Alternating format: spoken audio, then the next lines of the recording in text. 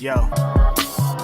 It's Grapsody with Will, Phil, and Reg, trying to keep it real instead of what you usually get from these talking heads. It's Grapsody, we're here to fill the void. 3 black fans, different perspective, gotta fill your voice. Coming with the podcast, talking majors, indies in between. Yeah, it's all that, and we're down with Fightful, better fall back. Coming for respect, we connect like a ball bat. No need to double check, these are all facts. You're listening to us talk raps. You're listening to us talk raps. Will, Phil, and Reg. Yeah, we're Grapsody, here to talk raps. Yeah, we're Grapsody, here to talk raps.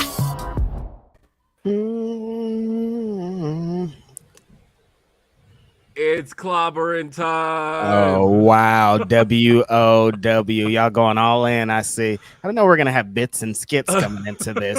Nobody said, yo, we're going to have bits and skits running into this, so get your bits and skits ready. I don't have a bits and skits ready. Yeah. You don't have to. All we have to have ready is Grapsody, because it's Saturday.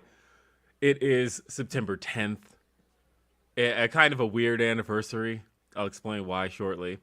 But it's a good anniversary. We were just talking about it.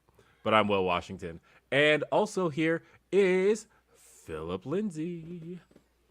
Phil Lindsey here. By the way, powered by Rode Mics. I know I say this. I say powered by Rode Mics every week now because we're powered by Rode Mics. But I have to give a shout out to my big bro for a sec because before I had this mic, I remember Sean asked me if I wanted to do the post show for Double or Nothing 3 years ago, and I didn't happen to have a mic. That was 2020, right? No, I think it was 2019. Really? 2019? Okay. The first one. Yeah. So I didn't have a mic at the time, and my big bro, I called him. I was like, "Man, I might have to run out and get a mic." And he was like, "I got you." He came over and he dropped off a mic, and that's been the mic I've used ever since for Grapsody. So shout out to my big bro. Yeah, shout out to your big bro. That's dope. But yeah, no. I was all prepared to come on this show, guys, and have a moment and be happy because, Ooh. I was in the building for, back-to-back championships. It felt very good for me for a minute. But, sometimes in sports, these things are fleeting, man. I don't know. Well, Righteous Reg is also here. In the building. Not in that building, in this building. It's your boy, Media Man, Righteous Reg, your favorite rapper, your favorite writer, your favorite podcaster. Shout out to Rode Mics for making us sound the sauciest you could ever sound. It's super lit around here. We are just so appreciative. That's really what it is, man. I had a mic. I don't know, so my mic broke. I took it to Bakersfield one day to something for the podcast, and I slammed it, and so things are rough out here. So I was using performance mic essentially to podcast, and then Rode came through and blessed the guys, and everything's been great since. So shout out to Rode and shout out to y'all. It's been a crazy week. I thought we were gonna be here, same thing like Phil, celebrating Phil winning another championship, and Phil getting to see his second championship of the year being won with his own 2 eyes. But then things took a little bit of a turn, as they would say. So it hasn't been a busy week at all. It's been just like regular, normal week. We've all just been like, oh, yeah, everything's normal. No wrestling news is coming out every 5 minutes. Yeah, I will at least say this was a very good weekend. It was a rewarding weekend in some ways. And yeah. I did get to see Chi-Town's own JDX win the Black Wrestlers Matter Championship. Let's go, baby. That's a big deal. I was in the building for that. Him and Jossie killed it in the main event of that show. Great show all around. If you have not seen that show, by the way, you can still go to their Big Cartel and watch it for $10. You can't beat that. Great deal. Get that. Great deal. That's dope. You had fun? You were front row? Oh yeah, I was out here, man. I was Let's go, walking baby. around talking to people.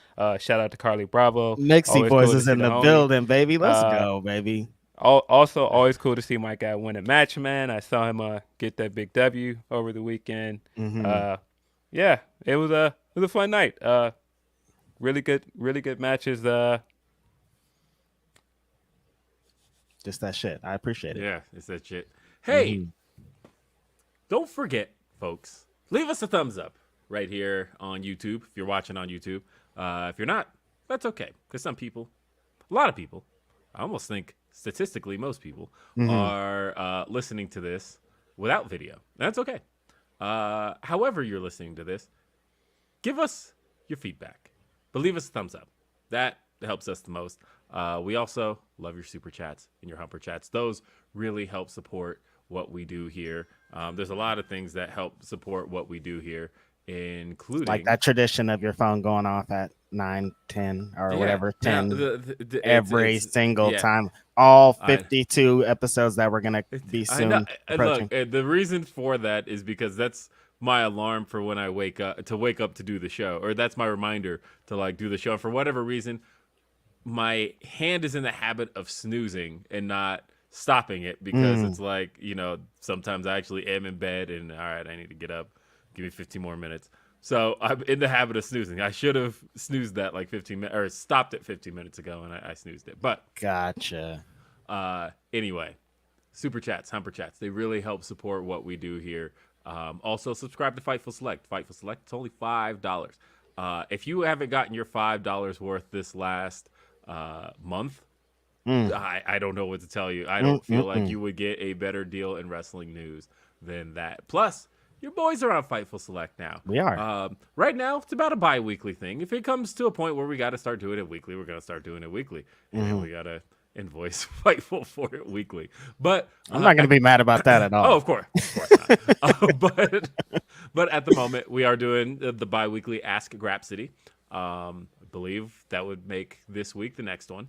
Yeah. And so check us out there. We are there. We answer your questions about really anything. And this is a week where I feel like you'll probably want some stuff answered.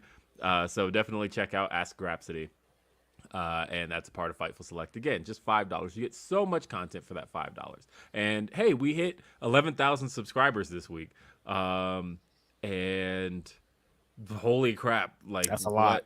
What an increase that has been just this last year. I feel like yesterday he was like, we're about to hit 8,000. That was not that long ago. That was legit like 2 weeks ago, it feels like. Look, it's just been going crazy. I had posted at 10,000, I will show feet. And part of that was like, hey, 10,000 is so far off. What are we doing here? And then like a week later, everybody's like, hey, where are them feet, Will? Yeah. And things got a little bit of weird over there. Did you end up popping out some little toesies? If you watch, toes, what are you talking about? Not in them racial chats. I believe I said I will show feet. And if you watch the latest episode of Day After Dynamite, I opened the show by showing everybody how tall I was. It's 6 feet, right? Oh, so, okay. Yeah, I showed Thank feet. God. Yeesh. I was nervous for a minute there. That was what I said, is that I would show feet at 10,000, and I showed feet. Let's go, baby. Toes. What are you talking about? What are you talking about, toes, Reg? Classic. I don't know, man. They like some weird shit around here, so. No, crazy. Shout out to anybody if feature crazy out here. That's number one. You got to take a shot if you're taking shots today. Yeah. No, it's crazy out here. That's the one, right? That's the one for Reg, and it's here's the thing for me. And today I am drinking my Polar Seltzer. Hey, Polar, if you want to sponsor me, that would be great. Damn, we're giving out sponsors. Weed. Who's the sponsor guy of weed? Look, honestly, because I drink this shit every day, and you know what? I will drink it with the logo facing the camera and be like, straight up, I will too. Send me some. I'm thirsty. We all thirsty out here. We hella thirsty, especially this week. Everybody's thirsty. It's one of the thirstiest weeks in a while around here, honestly. Speaking of thirsty, by the way, so I've been trying to go to as many events this year as possible, and I have been planning on going to a concert last night, pretty much all week, and then decided not to, kind of last minute because my daughter wanted to go to the skating rink, and I was like, okay, that means I have to chaperone that. So that's how I spent my Friday night, was with a bunch of teens and preteens skating to the same songs that they were skating to when I went to that exact same skating rink when I was a teenager. Like, we walked in and Who Let the Dogs Out is playing. And my God. I'm like, wait. First off, have y'all not gotten any new songs? That is insane. There's a DJ? Yeah. I walked in and that's what was playing. And I turned to Veda and I was like, Veda. DJ was trash. The most trash. I was like, first off, Veda, this song came out when I was in, I believe, the 7th grade. She's in the 6th. So I'm like, literally, when you were or when I was the exact age you are right now, This fucking song this has was the been music they were playing. haunting our lives for that long. Nah, and then I don't know. I mean, DJ was okay. He was playing. He played some good stuff, but for the most part, like I said, when I walked in, when I walked in, that was it. And I'm like, are you serious? That like I literally flashed back because like that place hasn't updated anything. You walk in, it's like them same arcades from when I was a teenager. I mean, I could come to appreciate it. Everything's been so upgraded and changed and shit. Yeah. Maybe you just want to go back in time to fucking 1999 sometimes. Yeah, but no. So I was supposed to go to a concert. It would have been a fun experience. Just thinking about how my ears would be ringing this morning from all of the 30 and 40 something women screaming their heads off. But the concert was going to be Genuine, 112, and Keith Sweat. Oh my God. The Auntie Brigade was going to be in attendance, bro. I'm telling you. Yo. It's about to be litty. It's the kind of concert I like to show up to. I had been planning on going like all week. They've been playing commercials. It was the throwback R&B concert. Genuine's little clips, that any clip that comes out of Genuine performing is so hilarious too, man. He is so funny. Wow, boy.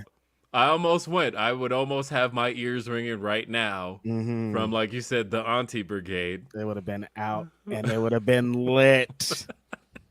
It's funny that that's the tours nowadays. Most of them are like tours like that. It's like somebody from like a certain time getting together. Like the hip hop tours are even like that too. It's like the Ice-T has one, the Art of Rap tour, where he'll get like a bunch of people together that were hot in 1998, like Nori and that crew.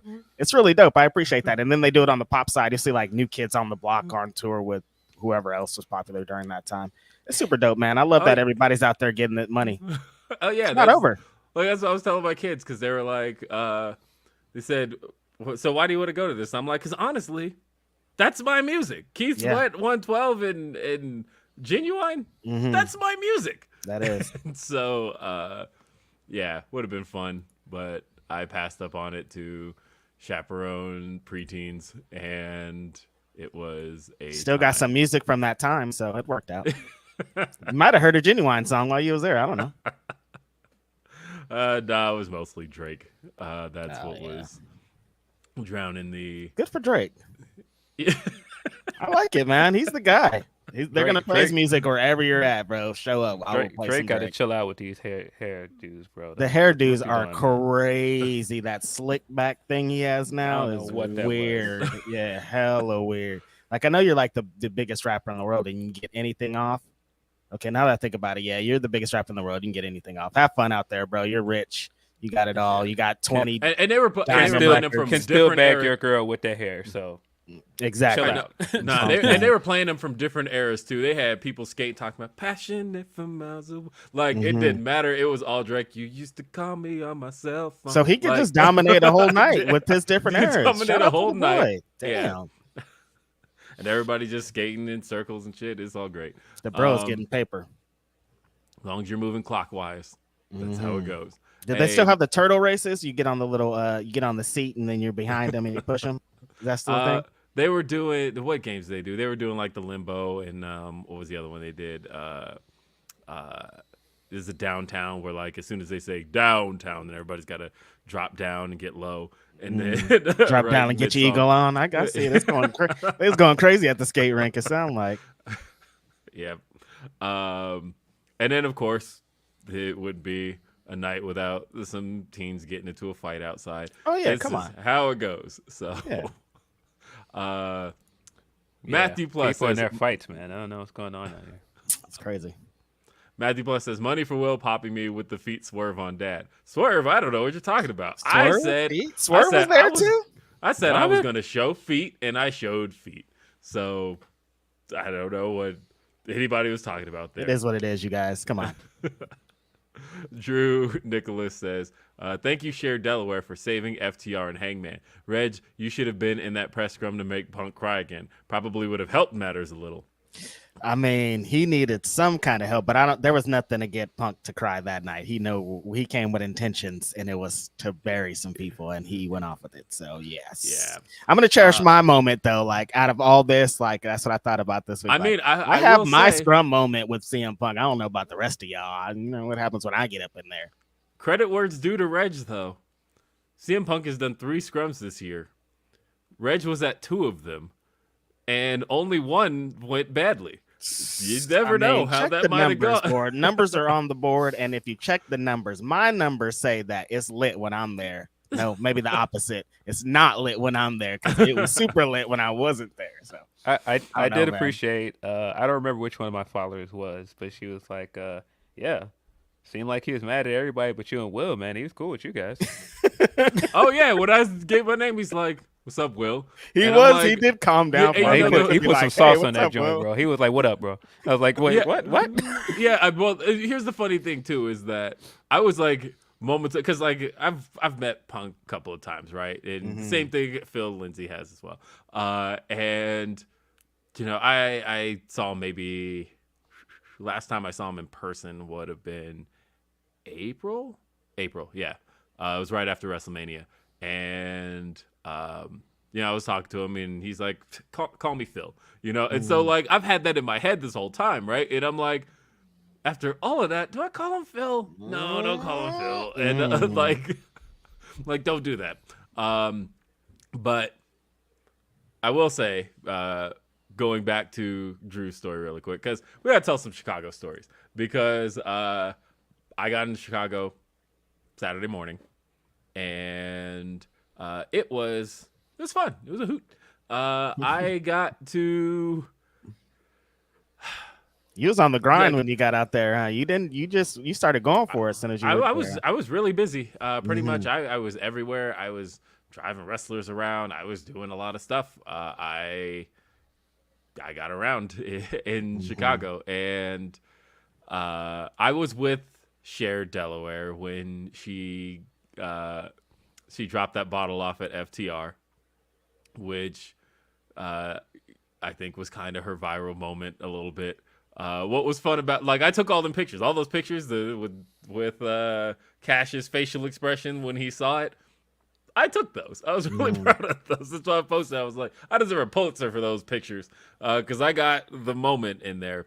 And yeah, so that was fun. And yeah, it seemed like going into All Out, spirits were like really high. I feel like there was a mode and mood in the air that was like, all right, there were some bad times the last couple of weeks, but this is about to turn things around. This is going to be a fun pay-per-view. This is a great card. And I think everybody was expecting MJF to be back. If you weren't, shame on you. Like, come on, man. We said it on this. The moment they announced that there would be a casino ladder match, they announced that on a Rampage. The very next day, I got on here on Grapsody and said, "Oh yeah, this is the MJF You could see me on at minimum 4 shows throughout the week, and every time someone's like, "What do you think about the Casino Battle Royal?" I'm like, "Oh, MJF, he's definitely guaranteed going to be there. It's going to be MJF." Max. So yeah, no, it was easily Max, and a big part of that was that, like I said, I said this on, God, I can't even remember what podcast I said it on because we did like 20 last week, but I had said that, look, Tony's not stupid when it comes to managing fan expectations. He knows when fans are expecting a certain thing, and he knows how to manage what fans are expecting. And so, like, he would have steered us away if he knew if it wasn't going to be MJF. He would have gave us a reason to not think that.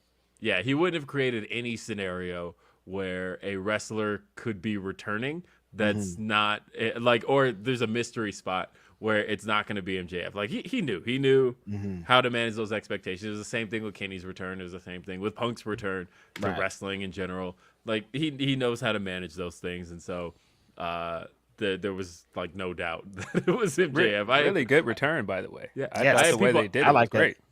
I had people asking me in my seat, like, they're like, "Hey, Will Washington, who is it? Who is it going to be?" And I'm like, just watch. Like, we're here now, dude. We're here now. We're here now. Why do you want spoilers?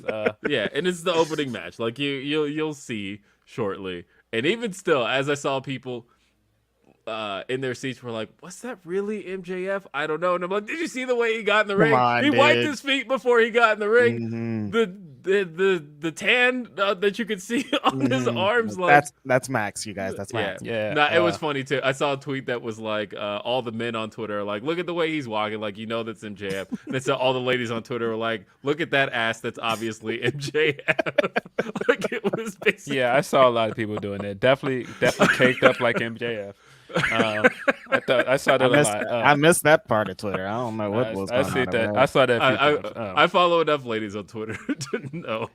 Yeah, man. I thought it was great. I thought involving Stokely's new gang of scoundrels was a good idea, along with new look Lee Moriarty. I thought it was great. I have some thoughts on that group.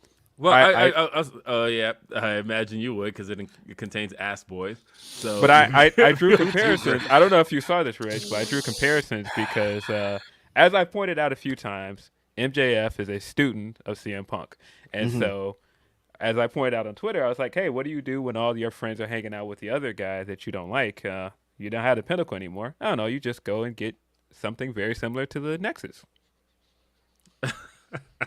Seems pretty smart to me. Huh. I see it. I really see it. Wow. I've the big criticism I've seen of it all was that they were like, well, MJF essentially came back to do really the same thing that he was doing before he left, and of course. And that he there was a big real life angle that they're essentially kind of not running with, and they're making it just more of another professional wrestling angle. And this is where I turn to people and go, what so did you remember expect? Well, more than that, I hope now that the people who are like, everything was 100% of work, now kind of see that there are big chunks of it that weren't. And there's a reason why those pieces are not being included in this now storyline, because they're not connecting those dots for a reason. Guys, have you not realized the promo is not on any of the YouTube channels? Right. Well, so they like don't show that promo anywhere. So like the promo stuff, a lot of that was like planned. There was a lot of stuff that was known there, but as far as Double or Nothing weekend is concerned, they did. He wasn't just gonna no-show a meet and greet. They lost money on that, bro. Yeah. They're not working to lose money. That's the opposite of what you do or work for. Yeah, it doesn't make sense. Speaking of everything's a work, boy, some of these it's all a work people looked very stupid after the CM Punk press conference. By the way, but I'll say this: I actually get it. Why? Essentially, everybody wants everything to be a work, because yes, I get that that's the default when you get news that, like, especially if you're like an AEW fan and you know that good news, or you don't necessarily want bad news to hurt your promotion. I can see that, right? Because I remember when, look, as far back as the death of Eddie Guerrero, think about how many people, if you were online at the time, were like, "Oh no, he's gonna show up and go, I lied." Yeah. And I'm like, I know that's what you want. I get it, because or like, maybe this Chris Benoit thing is work. Like, that was immediate. Reaction. I had that thought myself. A bunch of people in the world had that same thought, that this is fake. He's gonna come back. That's how crazy this shit is. That's how crazy professional wrestling is. That's the genuine reaction to a lot of things in pro wrestling, right? That when you get bad news, your expectation is to hope that it's just professional wrestling and they're fucking with me. It's like, no, this is just a dream. This is just a dream. This is not real. Please, no, this is very real. Please let it not be real. Yeah, and that's an expected reaction to most things in pro wrestling, because of the fact that, hey, it's pro wrestling. This stuff isn't real. And look, I understand that, but I don't understand it when people are reporting the information for you, and then you're going, you stupid Mark podcast and dirt sheets getting worked by everybody. No, that's not what's happening. You're just an idiot. That's what's happening. And like, shouldn't we want to get worked? That's also the part that I don't get. Like, the whole point is to get worked. Why are you mad? Why are you trying to use that as an insult? If you're getting worked, that means things are working. Things are fine. That's how professional wrestling works. Things are working. Work. works. Work. You know. So. And look, there's nothing wrong with the good work. There's nothing wrong with getting gotcha moments off. I just think it's funny when people that don't know anything, that are not in the know, are just like, the people that might be in the know. You guys are all stupid. You're just getting worked. No, that's not what's happening, buddy. That's not what's happening. Not at all. So I want to make sure that I'm getting to the Humper chats as well, mainly because there was one Humper chat that was mentioned at the top of the show that I apparently missed from Day After Dynamite, and I am not going to miss that. Speaking of which, if you're not checking out Day After Dynamite, check it out. YouTube.com/Fightful. It's on every Thursday at 3 p.m. Eastern. That's noon Pacific. It's very newsworthy. You better tune in to newsworthy. Get you some AEW news. Washington always got it on lock, and he always has a super fun guest. So yeah, it's a good show. Yeah, I know. This week I had John Alba on, and it was helpful to have John Alba on because of the fact that in the scrum, which also John and I talked about, we gotta stop calling them scrums because they're really press conferences now. Yeah, they're not really scrums anymore. But in the media scrum, I sat next to my right was Phil Lindsey, and to my left was John Alba. And so that was the three of us kind of sitting together, watching all of this unfold, getting texts about, oh shit, things are going down. I had just turned my phone to Phil as I think, what did I show you? I know it said something along the lines of things got physical, right? Because like that was, I don't remember. I remember you turned your phone and I just saw the text that simply said they're fighting. I was like, okay. So this is important to know. All of that was going down behind the scenes during the scrum, we all sitting in our seats kind of knew about because everybody's getting texts from various people that we all know that was like, shit's happening. And I'm texting Sean, trying to make sure he's got details, but Sean is literally live on youtube.com/Fightful on the post show, reviewing All Out and trying to work through things that are happening. And it's just, it was a time. Thank you guys for giving me a video that I had to mute almost immediately. My 8-second little security running out of the scrum. I was watching the Grapsody, the stream you guys had up, and so I saw that part. I saw that happen when the show was going live, and I was like, that's kind of weird, but you know, it could be anything, any reason in the world why this guy's running out of there. There could be anything going on. But then it was super weird. But then Denise said something about it on Twitter, and I was like, okay, it wasn't weird that guy ran out of there like that. That's actually something. I mean, it is interesting that I wasn't happy initially with my camera angle, and I was wishing that I had more of a straight shot. But it's the thing about those scrums is that the seats are like kind of first come, first serve. So if you don't get a good seat, your camera angle is stuck at whatever seat you got. And so me and Phil and John are off to the right. And so my angle, I couldn't get like a straight on angle. And so my shot has the door in the background, which initially I was like, I hate this shot. But the fact that my footage has the security stuff happening in the background actually ended up making it kind of newsworthy footage. Yep. So they was talking about me on all kind of low. Wrestling Observer was like, Righteous Reg posted this cool video. He's so cool. I'm like, yeah, I am cool, you guys. Thank you, Dave Meltzer. That's definitely posting this. There's not another person that's running their website. This is Dave Meltzer in his room filled with newspapers and shit posting about Righteous Reg. Shout out to Dave Meltzer, man. What's Dave was in the room too. That's the fun. That's another thing that I want to bring up when they're like these wrestling journalists are this and they're lame and they're these people. Dave Meltzer, number one, the dude that started all this, he was in there. So like when listen to the questions that he asked, because he's on some kayfabe shit too, because he's been around the world, and I can't find my baby. Okay, I do want to address this because I got shit for my question. Right. I get it, and I know why I did, but and I said this on Day After Dynamite, but I'm gonna look at this stuff, bro. I know, but I am gonna reiterate on. Well, look, okay, because I'm not even gonna touch like Disco Inferno saying his shit about all of that because at first I was like, should I like, should I be mad about this? And then I was like, I was No, talking you to my shouldn't wife be at the mad time. about She that goes, because his opinions don't mean anything. His opinion Well, is worth so- less than nothing, bro. Why are we paying attention to disco? Fuck out of here. well, so because I got name dropped on K100, and my wife was like, because I was like, should I be mad about that? She goes, don't you like on the regular do an impersonation of Disco Inferno on Grapsody? And I was like, I've heard it. yeah, I guess I do. I guess I talk a lot of shit about Disco Inferno. I guess the turnabout is fair play on that one, right? He can get his shots off. But I doubt that I'll he listens to our podcast and knew that. I think Yeah, that he no, was he just didn't know saying that. that based Yeah, off no, of a I question that he didn't like. Right. Yeah. So my question, my defense for my question was this.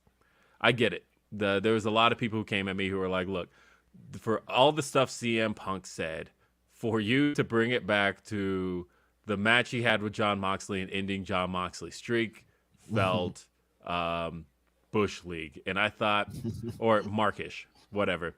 I was like, look, Mandy, who she's the PR person for AEW, looked up and said, okay, one last question. And my brain went to, man, ain't nobody asked about the literal match he just had. And so I thought if we got one last question, I kind of want to know about the match he just had. Because, yeah, obviously, there's a lot we could take it to with Colt Cabana. There's a lot we could take it to with this stuff about Hangman, the stuff with the Elite, all of that. But, like, man, I flew out here to cover All Out. And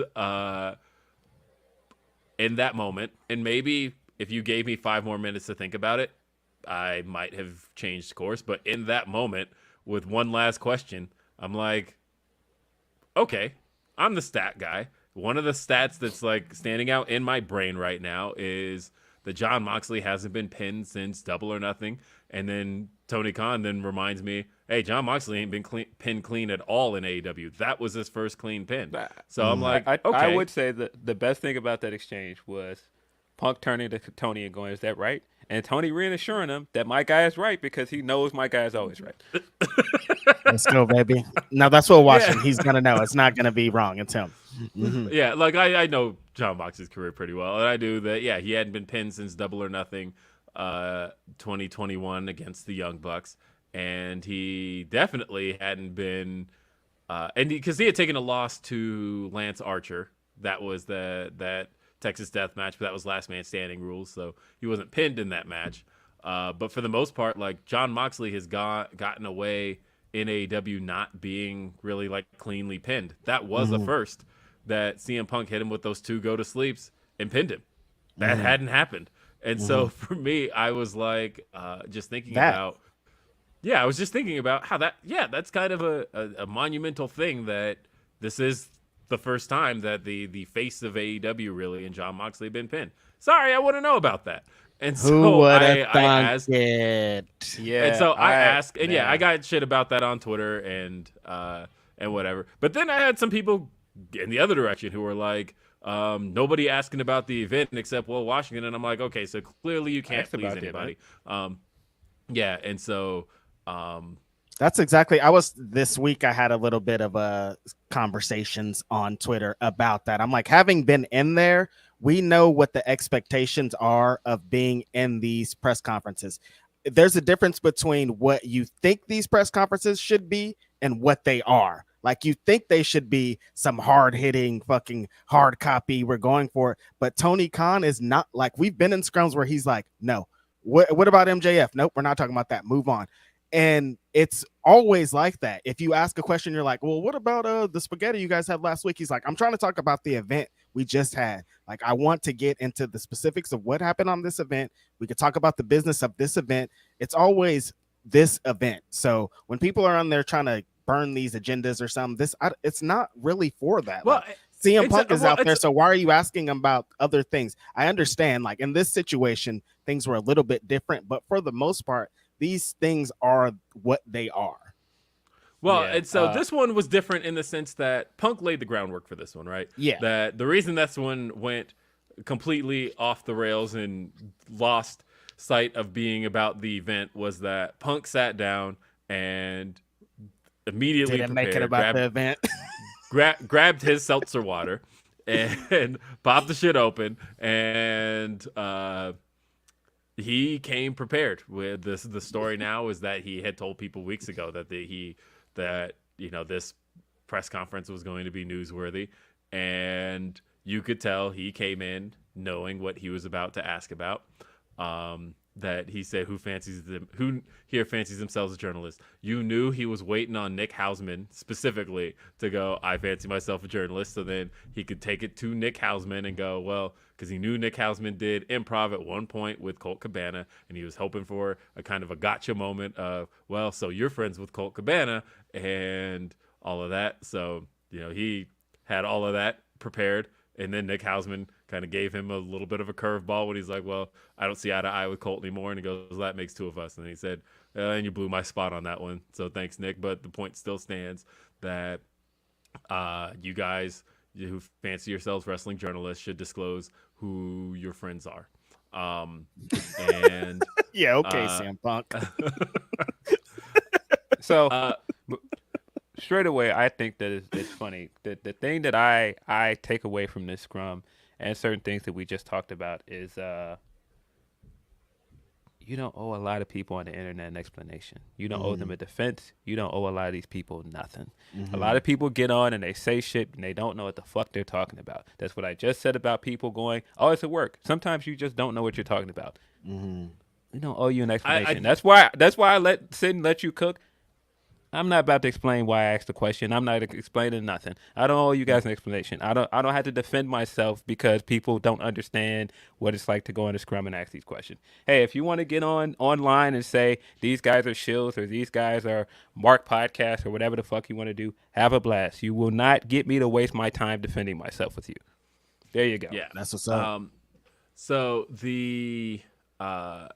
there's a few things I want to get into, but let me get caught up on Super Chats and Humper Chats because you guys all sent them in. We got a lot sent in, and I want to make sure that we get to everybody. Because Jay Blood says, I know we could have had Punk Omega in a football stadium, but I'm really hyped for Omega in theory going 60 minutes. Leave out of here, Jay Blood. Never happen. Nasty. I mean, I know there's questions about the Elite in AEW's future.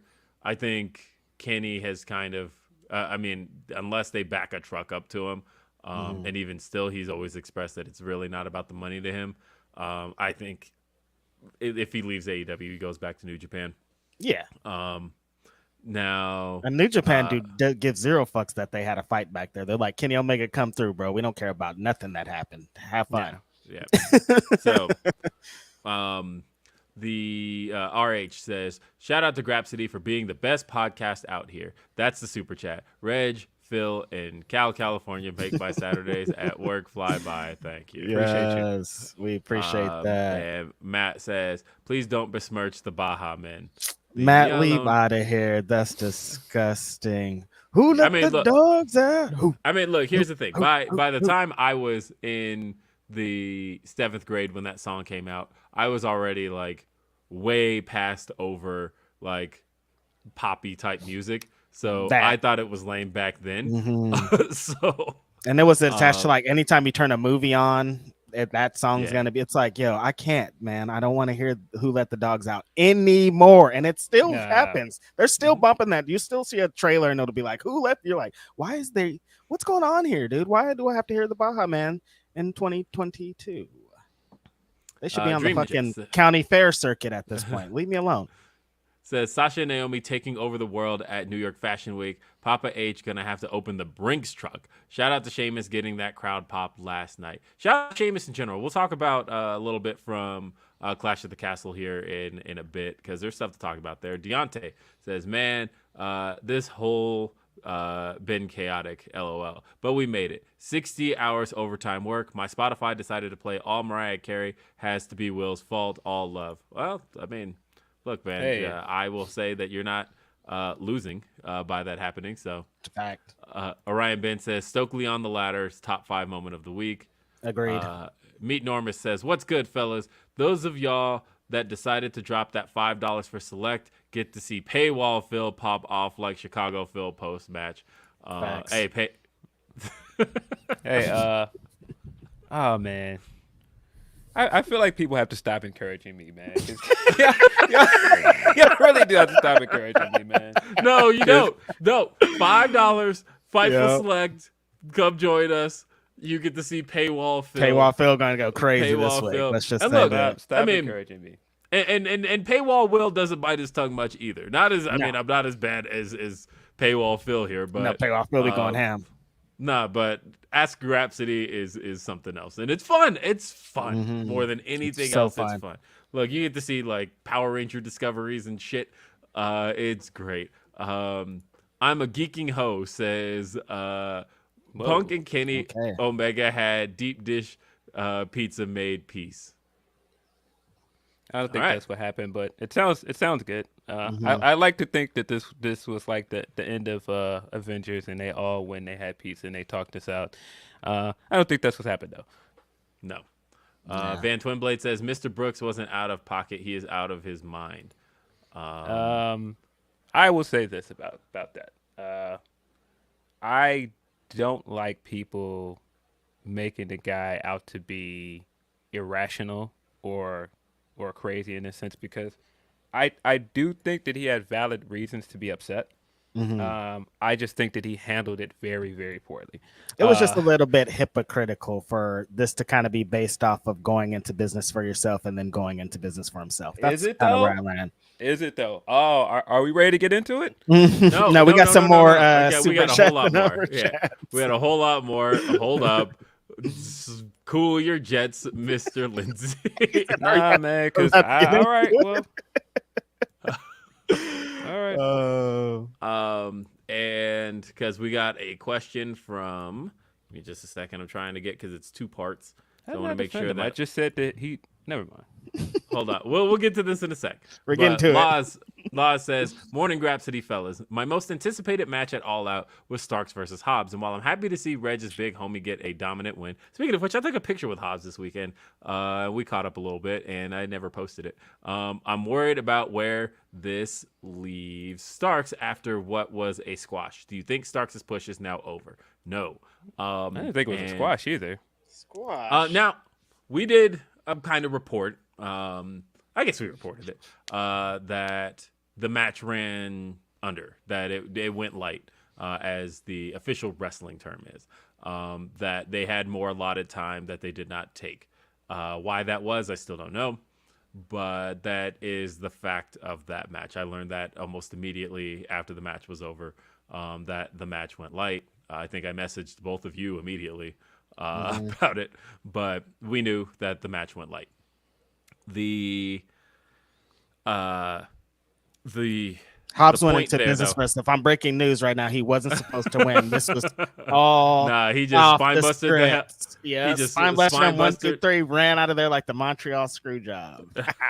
Nah, so I said that, when you look at Starks' entrance there and his crowd reaction, how hot he was, I felt like him winning that match. I personally felt like it would have been a mistake. I think that Hobbs needed. I said it last week on the podcast, and Hobbs needed to win more. I thought. Hobbs needed to win more. I would have liked to have seen it go longer and a little more competitive, but the fact that I feel like that's not what Hobbs do. He's the fucking monster, dude. He ends this match, Spinebuster, and I'm out of here. I'm not about to be out here having 5-star classics for y'all. Nah. Well, I mean, man. They don't say Wardlow matches should be longer. No, they say fucking destruction. Let's go. It's out of here. I like that Hobbs got the victory and in a dominant fashion. The only thing I would have liked is for the match to have gone longer, and it sounds like it was supposed to.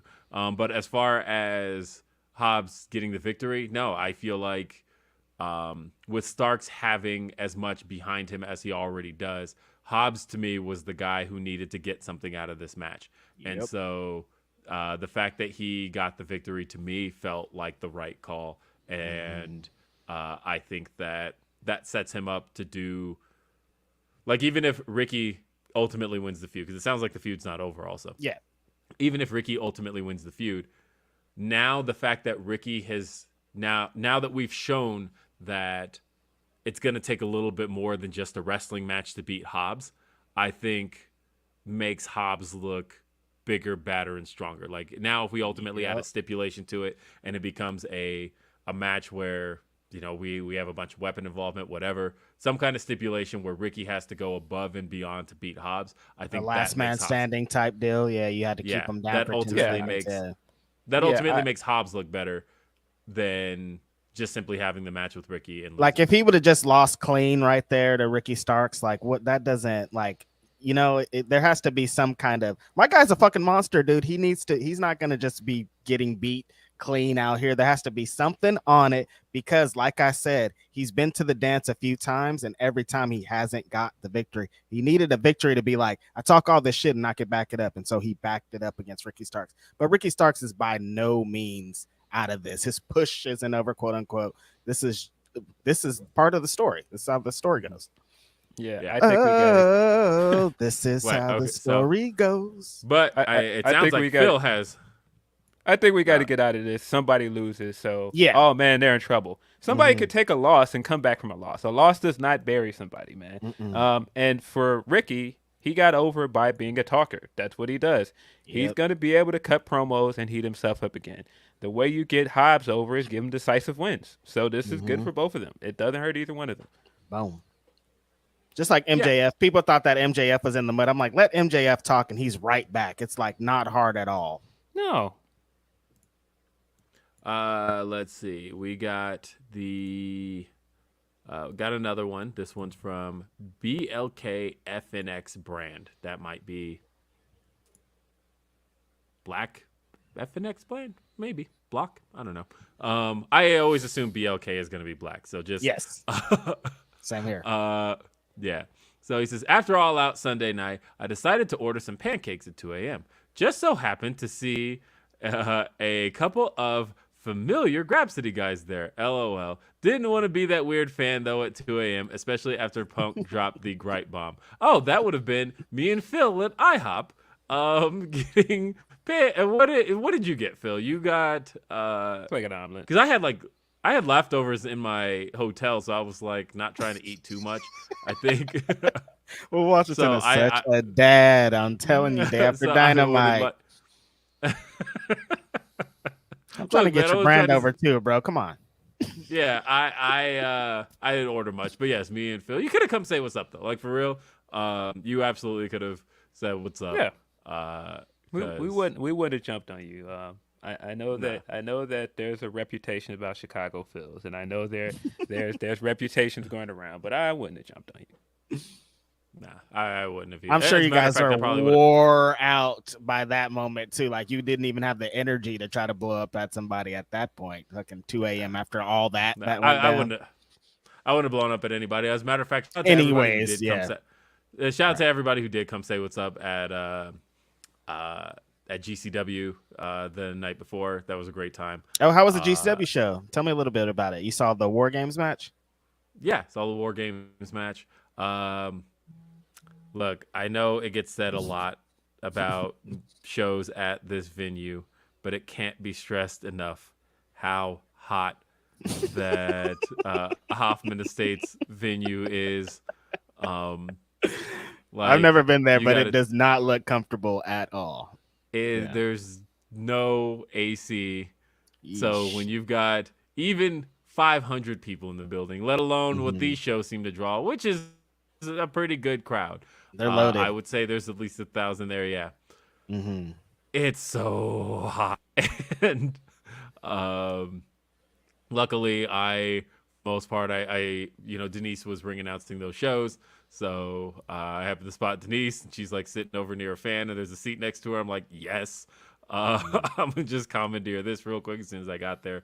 And Cher asking to step outside every couple of minutes. I got to see a lot of people I typically want to see on these trips. Only person I didn't get to see, shame on you, or I guess shame on me, because she did text me. But Smiley, I did not get to see Tracy. at. I'm not putting the Govey out there. That's on you. But, Shout out to Tracy. That's my friend. yeah, same. But she's been texting me, and she was like, "Are you going to the GCW show?" I said, "Yeah." She's like, "I'm not trying to be in there. It's hot." And like She that's would, yeah. kind of. Mhm. I mean, last year, that's the reason I didn't go to Effie's this year was just because one, it was a really late night. I don't think we ended up like all of us, we all ended up going out, and I got to see SP3. I got to see a lot of folks. We were out till probably 3:00 in the morning the night Mixie before. boys in the building. Let's go, baby. So yeah, we had a good time. It was all just I will say, throughout the weekend, the spirit of the evening was great. Mm-hmm. You know, I felt like because the one thing I also want to talk about, I guess we'll talk about that next, was the Swerve and Our Glory versus Acclaimed match, and how much of that I was really looking forward to, because I knew how much they were all looking forward to it. And we'll get to that in a second, because it's one of the topics on the list. So you can see it. It's in the title of the show. So we're gonna get there. Yes. We have another one. This one is from Jennifer. Always generous Jennifer. She says, "Happy Saturday, gents. Just sending vibes of love and light after a massively insane week of weird. Keep smashing it." Appreciate that, Jennifer. I agree. Let's see. Van Twinblade giving us the card update, says Jake something and Ethan Price versus Grindhouse, which is Anakin Murphy and Davey Vega. Let's see. Anakin Buck 20 soaking wet ass is gonna need to change his name from Death Wish to Law Dart after Jake yeets his ass all the way to Blueberry Hill on the other side of the loop. Got to get Jake something in contract. I don't know why he's still out there not having a contract. It's crazy. I think I'm surprised that WWE hasn't had interest, the way that things have changed recently, that they don't have interest in Jake something. They might have interest in Jake something. They should have interest in Jake something, is what I'm saying. I think he'd do pretty well over there. And then I wouldn't have to see stupid ass Madcap Moss, because it's like, we got this great looking guy over here that could do all this really cooler shit than Madcap Moss. Send Madcap Moss to catering. He's been in catering since Triple H has been back. So shout out to Triple H. No, he was just in that match last week, wasn't he? Was he? I don't know. I think the guy that a lot more people are worried about now is Omos. Now that gone with the win. Can't even get a main event match. Like, when you can't get a main event match, it's hard out here for a pimp. I've been seeing people bringing that up, that they're like, "Hey, he signed Braun. He ain't even thinking about Omos no more." Yeah, nah. Damn, Omos had it for a little bit too. He had a big WrestleMania. He beat Hey, Lashley at WrestleMania, didn't he? Mm-hmm. Damn. He had Lashley at WrestleMania. Ooh. Good for him. Yeah. Hey, Braun looks great, by the way. None of the stuff is hitting. Yes, that tag match stuff, trash. That stuff was yesterday, such a bad didn't care idea. about it. Yeah, I haven't cared about any of the stuff. Hey, I'm glad that the fans are liking it. He's getting the pops. Haven't cared about any of it. Squashing on the tag teams was awful. Yeah, no, this is what I said about it. I liked Braun. We talked about Braun's whole career last week. But as far as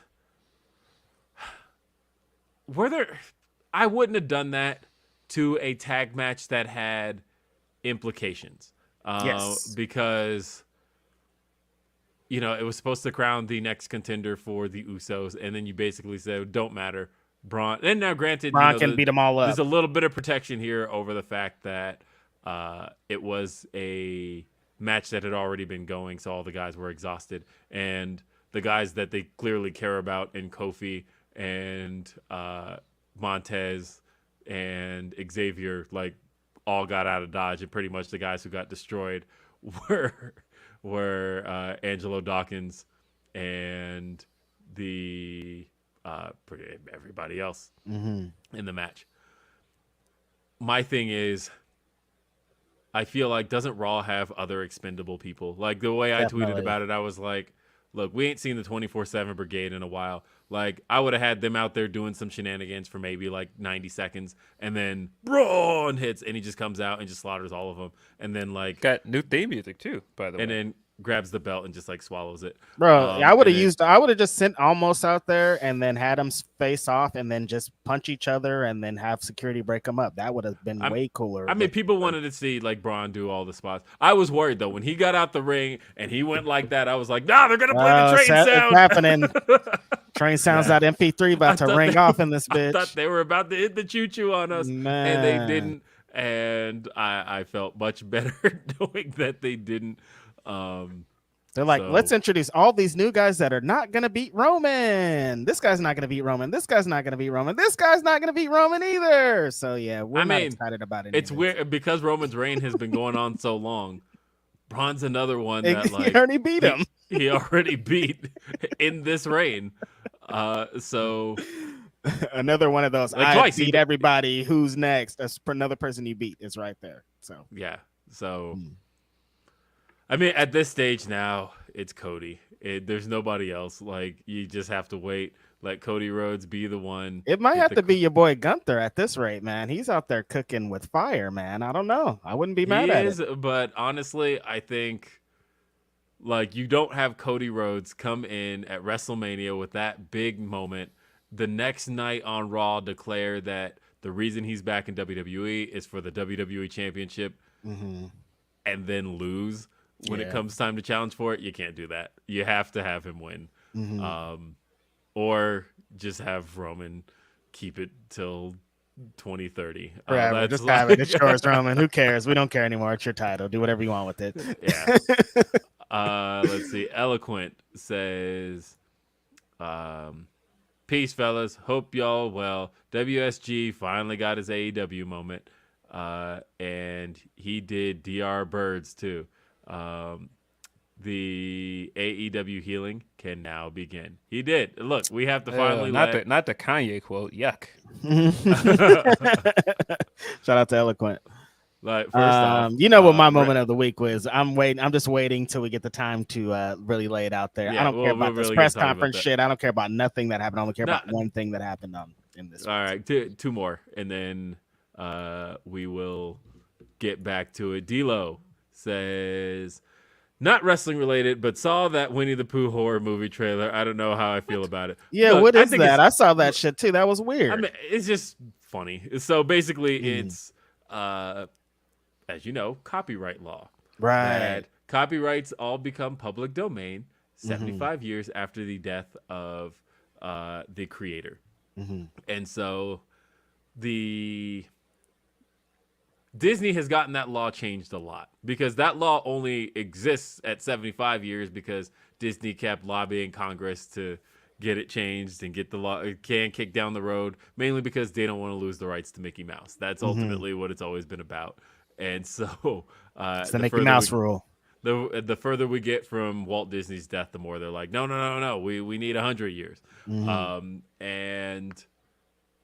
now Congress kind of fighting back, saying, no, this is it. 75 years, you don't get nothing else. And so the first thing that's had major implications as far as like modern media is concerned is that Winnie the Pooh is now public domain. Anybody can make a Winnie the Pooh anything. And what that resulted in was some indie filmmakers in Europe deciding, all right, we're going to make a Winnie the Pooh horror film. They shot the thing in like 5 days. But they just wanted to explore the absurdity of the fact that Winnie the Pooh is now public domain and literally anybody can make one. Gotcha. Now, that said, we've grown up in a world of things being public domain, right? Like, the fact that anybody can make Shakespeare content is it's all out there. Anybody can do that. Anybody can make their own Dracula, right? Like that's not something that belongs to anybody. And so Disney is not above any of that stuff. They shouldn't be above it. They shouldn't be above content being available to the world. Like I can't believe I'm not going to get I can't believe it cuz I'm 35 years old, but there is a generation that's going to come probably 3 generations after us that's going to live to see a world in which Stan Lee's creations belong to the public. Right. That's going to be fucking crazy. Ooh, that fan base is not going to be happy about people running with their own shit. We ain't going to live to see that. Yeah, no, we're not going to see it, but them robots in the future are going to be pissed. Beep warp. This is bullshit. You know where this is leading to. Come on. Like you joke about that, but I mean that's Twitter now anyway. It's all bots. But I mean, there's one bot that like responds to me like every morning. At least I think it's a bot. Either that or it's like a dude who just responds to me at the same time every day and just cherry picks comments. Not out the of my Grand tweets. Rising King. Like, why is he hitting you every morning? It's weird. I don't know. Let's see. Anwar, the Green Power Ranger, said, "Peace and love to everybody in the Grapsody multiverse. What is your NBA Mount Rushmore? You can make it a starting five. I mean, Jordan. It's cliche as hell. Yeah. For me. Walton. Let's see. Jordan, Walton. Do I put Bird in there? I don't know. Mine is going to be Jordan, Shaq, Curry, LeBron, and Kobe. See, I guess I'll put Larry in there as well, and then Kobe, and this is a bad starting five, by the way, because I don't even have every position covered. But that would have Mount Rushmore. This is just like 4 people, though, isn't it? No, I know, right? Well, you said you can make it a starting five, but I'm like, I don't have position. I don't have every position covered to make it a great starting five. Mine's are Jordan, Shaq, LeBron, and who did I say? God, yeah, those are people. I said it already. Yeah, basketball. Jordan, Iverson, Curry. I don't know. Throw a center in there, Elijah one. Who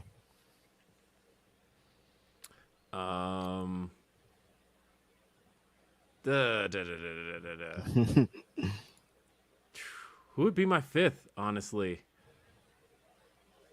I got to do Curry just for just to give me points, man. But that's... You would never see Reggie Miller on anything related to nothing I talk about basketball. Yeah, not a Chicago Phil. Nah, Come on, sir. man. You know what's going on here? Never. Reggie Mill. It's like asking me to put Isaiah Thomas on there. Never. Yeah. Wait, did I say Walton? I meant Russell. What am I you said talking Walton. about? Yeah, I meant Russell. I thought you just were like a big Bill Walton fan. Yeah, I was like, no. getting this Walton Sorry, shit. I got my Bills. Sorry. So when somebody said it in the chat, they're like, Bill Walton. I'm like, sorry, Russell. Like, I knew what I said out loud. I didn't even get the race right. That's just motherfucker's name Bill. So Just motherfucker's name Bill is hilarious. Okay, so the only other thing I wanted to discuss now, let's make sure I'm at the last time we got a super chat, so that way I'm just kind of locked in on it. Okay, cool. Locked in on the last super chat. So just kind of wrapping thoughts on the Punk Elite fight. We've heard a lot coming out of this. I've talked to a lot of talent as far as all of this is concerned. I've just been trying to get thoughts and kind of where people are in the locker room. We've heard, we've reported, Fightful Select, Sean has had some great reports on that. Sean has gotten the Elite side of the story. He's gotten the Punk side of the story. They don't line up at all. So this is why independent investigations exist. I saw Vince Russo with some dumbass tweet yesterday about how can you have executives do this kind of thing and not immediately get fired. And I said, well, he used Hewlett-Packard of all companies. Like, okay. But he was like, if this happened at Hewlett-Packard, people would have been immediately fired. And I thought, no, what would happen in the corporate environment? Because I work in the corporate environment. I will tell you that what would happen in this case is that you would immediately hand out suspensions to everyone involved, especially when the stories don't add up. Then what you would do is conduct an independent investigation to determine and talk to all witnesses involved to determine what happened, and then you hand out the actual consequences for everything. It's a shame that no company did that. No, this carny ass company didn't do that. Of course not. No, Couldn't figure it out. No, what did they do? Oh, that's right. They suspended everybody involved. and then are hired third-party investigators to look into the situation. That's Kind of how what's these going things on go. right now. Yeah. So like, because I saw people saying, "Well, why wasn't this addressed on TV?" Because you don't really fully know. can't. Because you can't. Not right Can't. now. Not from a legal standpoint. What are you addressing? You don't actually know what you're addressing yet. Right. So, in legal terms, like, let the investigation cook, let it do its thing. And there's only 2 days between what happened and Dynamite. Like, no amount of time at all. You you can't immediately get everything to be happening right now because this just happened and we have a show. Like, doesn't work Yeah, like that. this is a legal issue. Just because people are like, we want more drama or we want proof that it's a work, that's not going to happen for you. No, they Yeah, I cannot saw. legally do that. I saw the immediate go-to because look, if he's gonna rag on me, I'm gonna rag on him. So I saw Disco tweet that he wanted to see this. He's like, why didn't you turn this into an angle? Like, one, these guys only operate in one fucking mode, right? That was the first thing. It was the thing that he said when Moxley came back from rehab. He was like, why did you turn it into an angle? Like, you guys have one mode of operation, right? And that's the way you go, is you believe in the work shoot. But the fact is, they're not in a position to do that right now.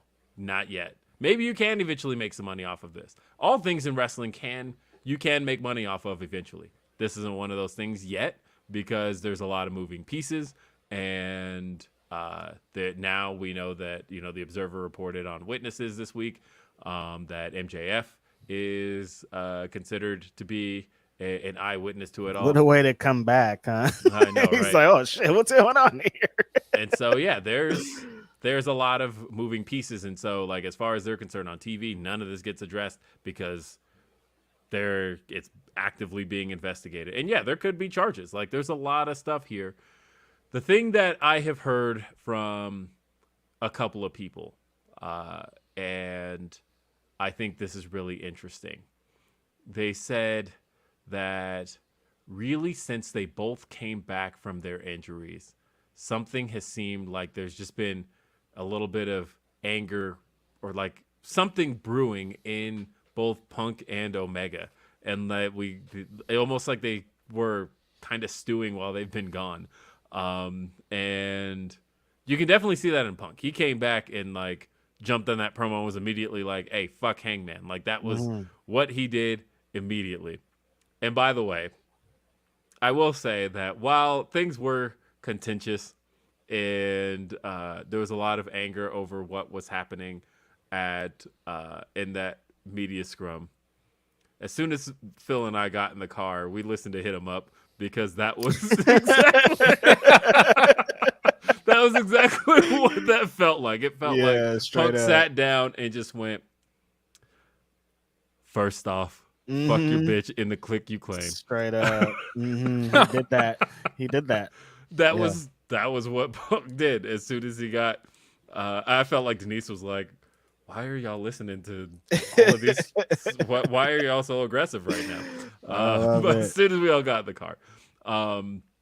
But yeah, it just feels like they were both like, Omega was kind of operating with a chip on his shoulder a little bit. Omega did that promo too. He wasn't like, fuck you, but remember he did that promo after the match when he came back, and he was like, now you look back at it and you're like, okay, there was some when he hit that extra heat in there.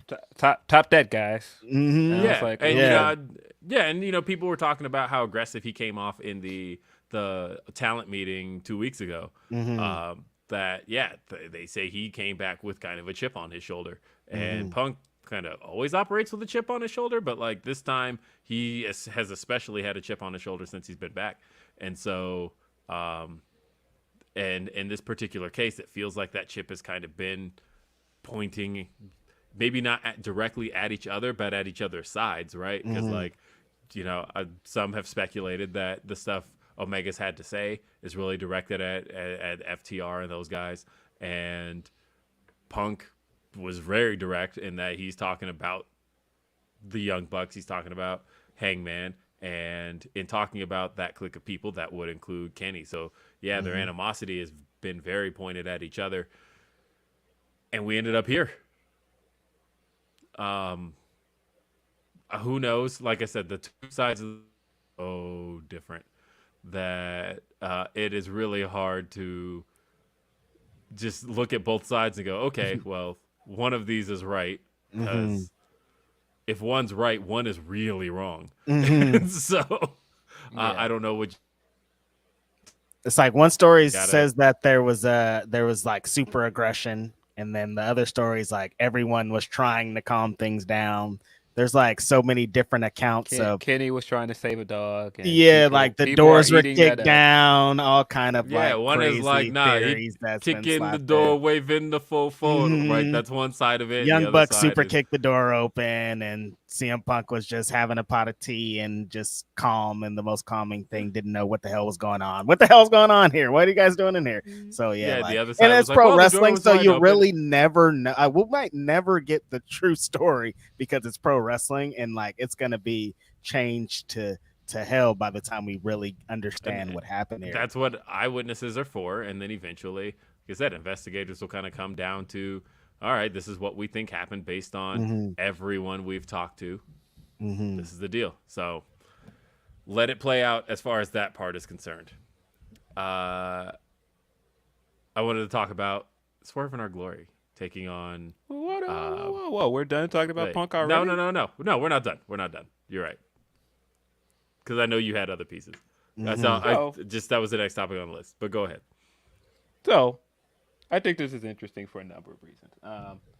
The thing this made me think about right away, I just said in my Mount Rushmore, my favorite player, probably my second favorite player of all time, is Allen Iverson.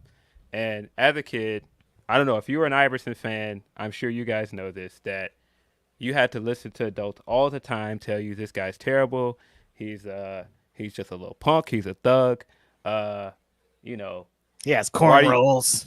Why do you like this guy? Like he's not a good role model. And I had to listen to that constantly, even though, like I said, he's my favorite player. And so I had a friend that was a big Kobe fan, huge Kobe fan, and his dad used to trash Iverson all the time. My mom was dating a guy at the time that also Kobe fan, trashed Iverson constantly. I had to listen to this all the time. And so every time he messed up, I feel like I had to hear it first because people knew I was an Iverson fan.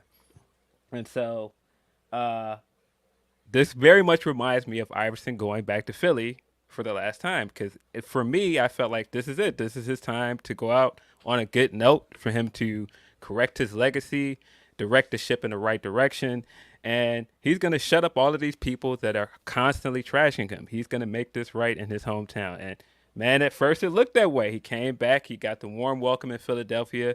People loved him. People loved that he was coming back. And then it slowly started happening again. He started no-showing things. His daughter had the health issues, and people started to do it. It was like, this is the same old Iverson. This is the guy we all knew. And, of course, I had to hear all of that. And so it was like, man, I just want to be happy for this guy. I want him to win. I want him to have his second chance. And I was just so disappointed in him at the time. I was like, just do this right. Just fix your career and just go out on the right way. And this very much feels like the same way for me. I want this man to win. The guy was going away from wrestling for 7 years. And to have the comeback that he's been having, I just want the guy to win. And so I've been listening to people go, no, he's a jerk. He's this. And I keep going, oh, don't be this guy, Punk, please. And so I was sitting in the presser listening to him, and I was like, he's doing it. He's doing that thing that he's being this guy.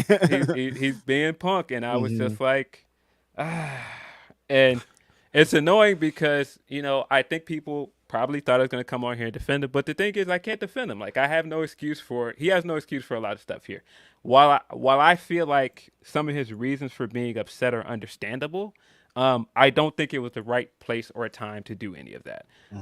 I think it is fair for him to be upset about the Colt stuff, because the way I put it that night is, imagine going out of your way to not talk about something for a year. You keep going, nah, I don't want to address that. And you're being very cognizant of the fact that it's a touchy situation, and people keep asking about it, people keep bringing it up, and then people accuse you of something you didn't do in relation to the guy. Yeah, I'm mad too. stop bringing this guy up. And to go with my Iverson analogy, this was him having his practice interview. This is him going, look, I just won a championship for a second time, and we're still talking about Colt fucking Cabana. I don't want to talk about Colt Cabana. He's not my friend. I'm a grown man. I don't have a reason to tell you why he's not my friend. I'm tired of it. So I got it. I got that part. If he just stayed there, it would have been fine. You don't need to go and bury your coworkers. You don't need to go and do all of this other stuff like bringing up the Bucks. I don't understand why he felt that this was all the Bucks' fault, because it felt like that's where this started going. Because he started getting mad, and here's what I will say about wrestling in general. I've heard this from more than one person, and it lends itself to what we keep hearing about AEW's backstage, is that it's very cliquey, and it very much feels like there's no structure. So when things happen, it's just like, well, fend for yourself. And so I feel like it's hard to be on the outs with a clique. And if somebody in that clique says something about you, you just think it's all of them. Right. And so I think he felt like, oh, well, Hangman went into business for himself, so all of those guys probably don't like me. All of those guys are trying to sabotage me. I'm shooting at all of them. And it doesn't matter if that's did. And I shouldn't have done it. Shouldn't have done it at a press interview. Shouldn't have done it sitting next to your boss. Everything about it is bad. Everything. And you know, the hard thing too was, you know, I get where Punk came to the conclusion he came to, but like he's not correct in that. Right. In that, you know, the idea that his assumption is the assumption a lot of guys make, which is Dave Meltzer rates Bucks matches highly. Therefore, he must be friends with the Bucks because the Bucks have a finisher named the Meltzer Driver. Therefore, if they are friends, that means that the Bucks are his source. And therefore, if something gets out that is favorable to somebody close to the Bucks and is unfavorable to somebody who opposes this person, the Bucks must be the source of it. And so that you can see that's how Punk's wheels turn, and that's how he got there. And so, you know, Dave straight out said, that's not true. The Bucks is not a source. Hangman's not a source. Right. Sean has said the same thing. Bucks not a source. Hangman's not a source. I can tell you that with absolute certainty that that's the case. Right. But if you're backstage and these things come out, that's the immediate guess. That's the immediate go-to. Right. It's got to be. If my part of the Observer is being buried and their part is getting 5 stars, I'm gonna think that they have something to do with this. You know what I mean? Like that's just human nature. And so that's where it became like a, you know, that's what he's talking about. Disclose who your friends are, right? Because that's what he's trying to get at is, you know, if you're friends with these guys, then you need to start disclosing that kind of stuff. And I get that. Look, the match we're about to talk about, I'm going to be very favorable to, because disclose who you're friends with, disclose who you're related to. Go ahead. So how I just talked about Hobbs. Like I've been talking crazy about Hobbs because that's my guy. I don't care if that's my guy. I'm gonna talk nice about him.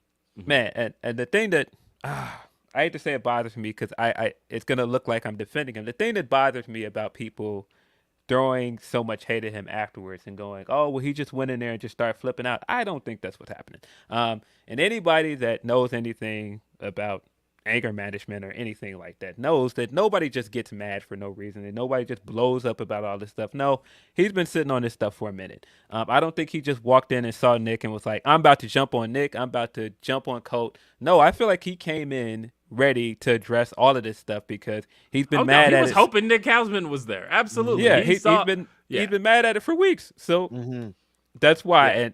And so people that are like, oh, well, he was waiting for somebody to ask about Colt. No, he's been tired of y'all asking about Colt for months. And so that's just an assumption for me. I don't think I'm off in that because just of the way he reacted.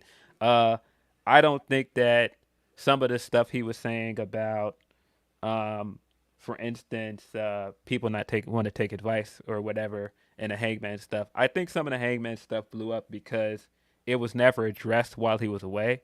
And I could be reading too much into this, but when Dave asked him about the injury, and I very much wonder if he knew he was hurt coming into the press conference, by the way, But when Dave asked him about the injury, he got pretty dark. He was like, he was like, I wouldn't be here if it wasn't for my wife.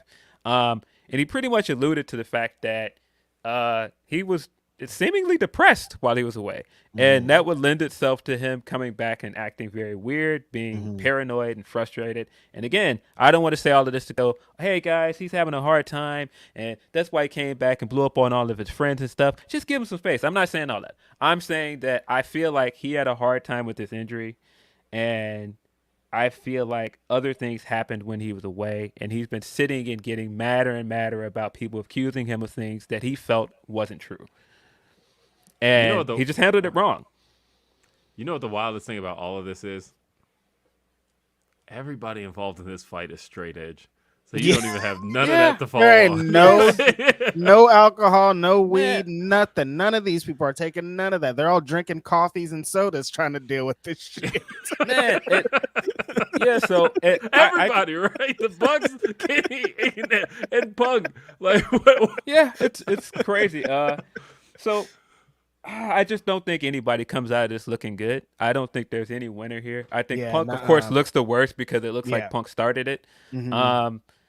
I don't think the way it was handled was the way to handle it all. I don't think that Tony handled it well. I think Tony sitting there and letting him shoot off all of this stuff was bad. I think it looked bad that he was just sitting there looking. It's his company, man. That's crazy. Just looking like, all right. I feel like he should have cut him off at several points, and he didn't. But that goes to, I feel like he's let the. Well, so like one of the things that Tony said just a couple weeks ago, I think it was in the DS interview, right?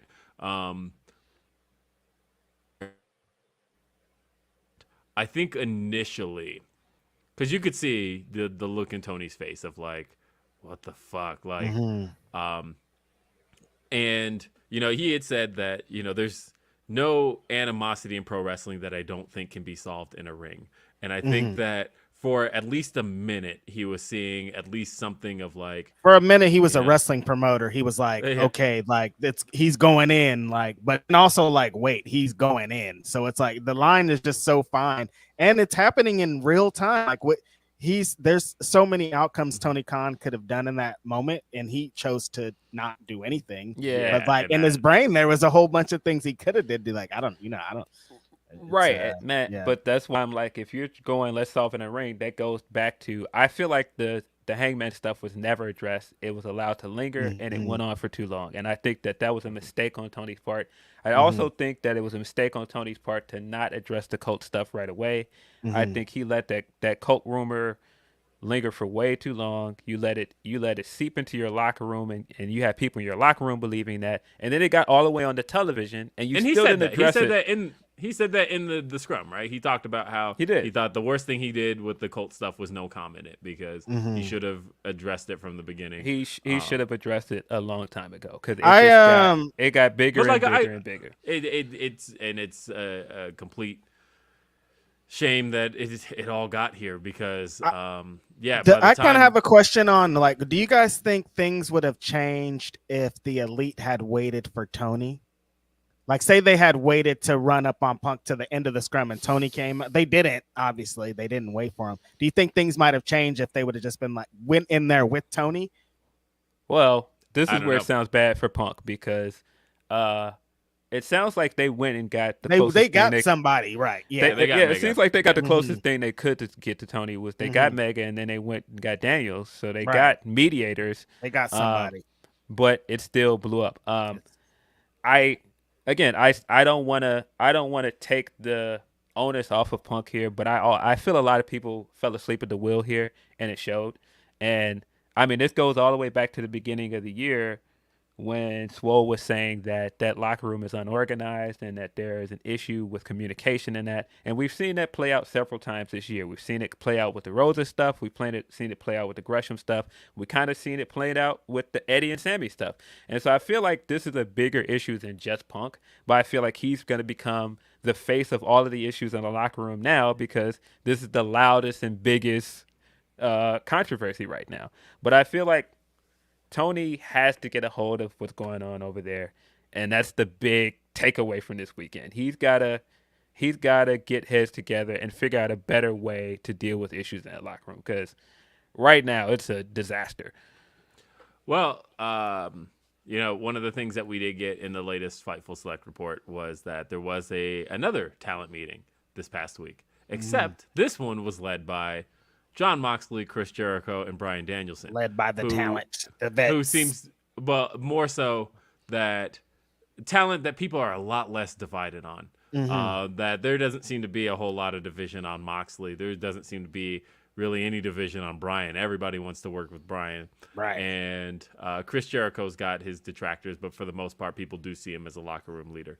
And so the fact that they're not as cliquey as it seems, that people feel like they were the right people to have led this locker room meeting, and honestly probably Jericho more than anybody, because he's been in every locker room to see all the crazy shit go down. So you definitely want to hear what he has to say on matters pertaining to camaraderie and fights and all the things, because he's been in the fights himself. So yeah. I mean, if anybody knows, he knows. But because I'll say this about Wednesday's Dynamite, and I said this on Day After Dynamite, but I felt like one of the things that I was sensing just reading things AEW fans have been saying is there's been a lot of worry, right? Of like, is this it? Is this the end of the road? Yep. Is our happy time over? I've talked to people that say constantly that like AEW is the reason I got back into wrestling, or like it's the only wrestling company I follow. Talking with Caden this weekend, and realizing how young Caden is, because he's only Caden, aren't you only 19? And he was like, I really started watching wrestling and like really got into it around like the first Double or Nothing. And I thought, really? Yeah, that's okay. Crazy. That makes sense. Yeah, right. And so when I hear stuff like that, and I think about the fact that they do have like this loyal fan base that was suddenly like, what's going on here? Like, are we about to lose all of this? I definitely have friends who didn't watch wrestling for a while, and AEW brought them back. Like, that's a common interest. Yeah, I hear that common from people thread around here. And so I have gathered that there's been a lot of worry amongst fans, and I thought that I don't think they could have felt any more reassured than Jon Moxley's promo. That I thought that kind of ended up being the kind of rallying cry they almost all needed. And, the way that, like, Moxley started that promo almost kind of getting booed because they wanted to cheer MJF, but by the end they were like, nah, he's the guy. He's the leader. He is,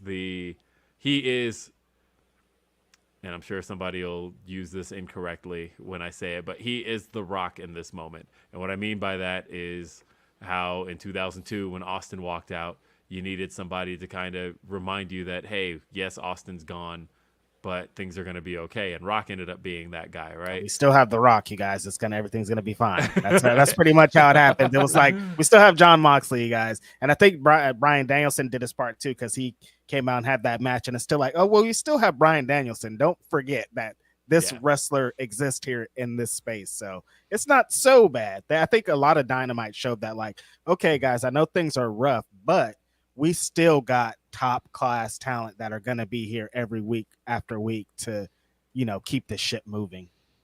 Yeah. Oh, go ahead. I was about to say, I'm not predicting gloom and doom. I do think on the surface it looks bad because you just brought this guy in and he's only been there for a year, and he's been your biggest draw for a year, and it already is kind of belly up. That part of it looks crazy, but I don't think that means that this is the demise of the company. If anything, like I said, the thing that gives me worry is that this seems to be an ongoing trend with the company, not just with Punk, that there are a lot of things going on in that locker room that are, blowing up, and it shouldn't get this far. It seems like they tried to address it a few weeks ago. Remember, they announced like Madison Rayne was coming in, Tony Schiavone was taking this position. All the coaches were in different spots. But if it's the top guys, it's a lot harder to, hey, go and deal with Kenny Omega and CM Punk fighting over just like go and tell this talent they're losing today. So, it's going to take some time to really get a tight ship going. I didn't say the AEW is belly up, True. Relax. no, I'm saying AEW. that it looks. I'm saying that the Punk experience looks belly up because if they have to fire him, then you got a year of this guy, and then it was already kaput. The That's what I experiment meant. You went know what though? wrong. I think that I imagine, and this is just my speculation, conjecture, whatever you want to call this here. I imagine, because it really sucks that it happened, but that they might see the injury as a bit of a blessing, right? Of like, it had Punk been healthy, this is one of those things where you got to act on it immediately because he's going to be back in the locker room soon. If you're not, but if he's going to be out 8 months, kick the Got can some down the time road to on that, really right? analyze everything to make sure everything is right in these 8 months until he gets back instead of trying to rush into some whatever. Yeah, that makes it weird too because, of course, there was that thing that they were trying to decide if they're suspending him or firing him. And to my understanding, I don't think they can fire him while he's injured. But that, of course, depends on what we get out of this investigation. You just never know. Yeah. So I don't like know. I feel like that This is added crazy, a lot to man. it, though. Yeah, we're in a crazy time. But AEW did act in the sense that, look, Punk is off everything. They removed him from the intros, but they removed the Elite too. So as far as they're concerned right now, we're not talking about them. We're not dealing I was with just that. laughing at all the new flyers coming out because Max is like in all the Punk spots pretty much. Like every time you see Max, you're like, that's probably where Punk would have been. And they're like, we got him back, bro. Yeah. Run him through it. So I did think it was funny that. I was gonna say I did think it was funny that this is the last time on the Punk stuff. Yeah. Well, no, I was gonna say on the Max stuff. I did think it was funny that Max essentially was kind of an avatar for Punk in two situations. At the end of the pay-per-view, he was, and during the show when he essentially did a very Punk-like promo, and then Mox slapped the mic out of his hand and said, "This isn't time or place," which was extremely intentional. That was dope. I like that a lot because Max, right out of it, he was like, "Okay, yeah, you're right." But Max is really on all the flyers too. I'm looking at every single one of them. He is. Every time And it comes out, like, Max, there he is. There he is. There he is. They put Max like up front too, like in all the spots. He's in the middle on the. He is the centerpiece on all of. It's the same picture too. It ain't even like they mixed it up. There's one where they just mirrored it on one where he's like facing the other direction, but it's the same picture. But they put him on everything. He's front and center now on the Washington D.C. shows. I'm pretty sure those did have Punk front and center. They're like, "Yo, he's back, bro. You are on the road. Get out there." Yeah. By the way, anybody that thought that I didn't understand that devil quote is not just a Punk line, please shut up. But it's very obvious that's a line used in Punk's promo that MJF referenced twice. That's why it's on the front of the shirt. Come on. They did a promo video about it. Yeah, let's move on. Let's move on to. That's not even CM Punk because the other thing I want to talk about real quick was because look, man, Grapsody at the end of the day was here to celebrate Black excellence, and let me tell you, you know what time it is.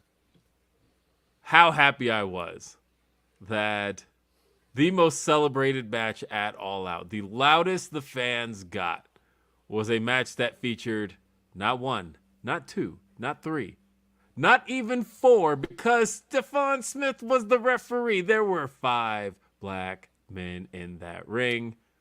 What's that great cage match stat too? That this is the only top 10 match without a member of the Elite ever in the history of AEW. Ever. AEW.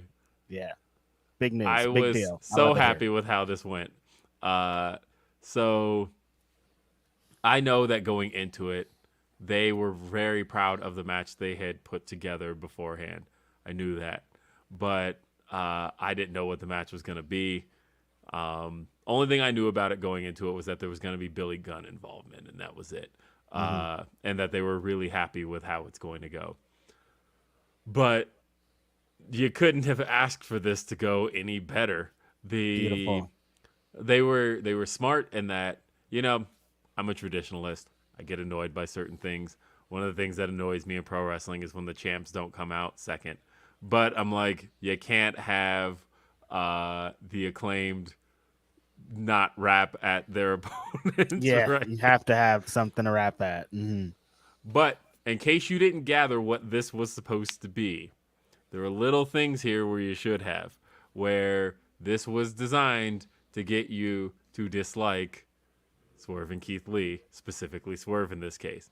The first thing was when the Acclaimed did their rap and Swerve turned his back. Wasn't even looking at him. Wasn't even paying any attention to it. Didn't react. He turned his back to the Acclaimed while Max Caster did his rap. And they get out there. The crowd is just, they are ready for the Acclaimed. They are so loud. I felt like I was in the main event here. Everybody is just screaming their heads off.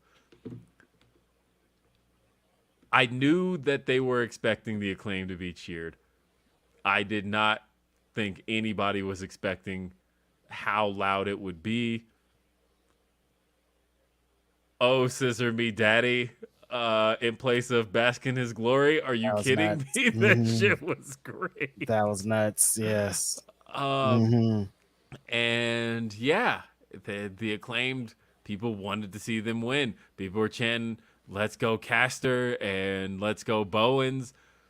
It was just such a loud atmosphere at every single turn that it felt like the Acclaimed were going to win. The crowd went nuts.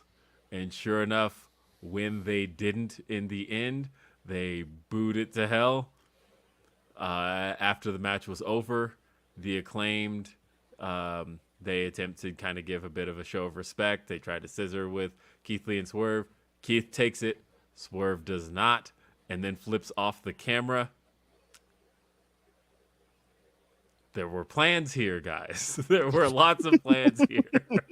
There were lots of seats. Well, mainly because, of course, we kept hearing about should they have called an audible, should they have called an audible. I hear that a lot. But to me, I say calling an audible would have implied that things didn't go according to plan. And the only time you call an audible. And I feel like, look, we knew we're getting the Grand Slam. That ultimately the biggest night anybody can have is in Arthur Ashe Stadium, especially for the Acclaim from New York. That's the biggest moment they can have. But in the meantime, to get the heat that you're trying to get now on Swerve, and that, look, I tweeted that I want to see Swerve and Keith become, because it's clear they're going to keep Keith the babyface. Do you need to necessarily split them up yet? I don't know that. I wouldn't split them up immediately. I would go with the Sting Luger type thing, where you've got Sting, who was, suppose, I'm going to take you guys back about 27 years, was that? Yes. So, Sting and Luger, for those who weren't watching 27 years ago, Luger was one of the biggest heels in WCW at the time. People hated him. But he was also aligned with Sting, his longtime best friend. Sting knew not to trust, or no, Sting trusted Luger. He was like, he's my friend. I trust him. And I know that, and everybody's like, no, everybody's warning Sting about Luger. You cannot trust Luger. And like, they hate some of the best stuff they did. I was talking with my friend Colin Harris about this, but some of the best stuff they did was during their entrance, Sting would be high-fiving the fans, and Luger would kind of be scoffing at the fans until Sting would turn his head. And then when Sting was watching, then Luger would be like, no, I'm high-fiving the fans. No, we're good. And so you had this whole thing where like Luger was the heel and the slimy guy you're not supposed to trust, but he's also Sting's best friend. And Sting is the ultimate babyface. It was a great story that ultimately never got resolved because the NWO came into play. And so that ended up turning anybody not NWO fully babyface, including Luger. And it ended up just like scrapping that whole story. We never saw the end of that. I feel like you could run that with Swerve and Keith Lee. I feel like, they have enough background if you go and maybe even get their like old AIW footage and like show the two of them as like, look, these guys have been a team for a long time. They've been aligned for a long time. Yeah, Swerve is kind of slimy. Yeah, he'll stab you in the back. But Keith, for whatever reason, is like, no, that's my guy. I know I'm not like, I need to keep an eye on him, but he's my guy. And like, let the fans, like, I love what they did on Wednesday, where when Keith wasn't around, Swerve went all the way with it, right? I'm like, nah, fuck these fans, fuck all of this. But then, like, when Keith's around, I would love to see it go kind of in the other direction of, no, I love the fans. What are you talking about? Like, we're good. And really play up that Keith loves the fans. Keith is all about respect, because they did that in the media scrum at the end when Tony makes the match for Grand Slam, and Keith is like, all right, we'll give him another shot. And Swerve's like, why are we giving these guys another shot? Fuck these guys. We already gave them a shot back of the line. And Keith's like, no, let's do it. Let's give it. You know, they earned their spot. They showed that they belong. And clearly these two don't see things eye to eye. One sees things like a babyface would. The other sees things like a heel would. This was all by design. Yeah, and, man, it was good stuff.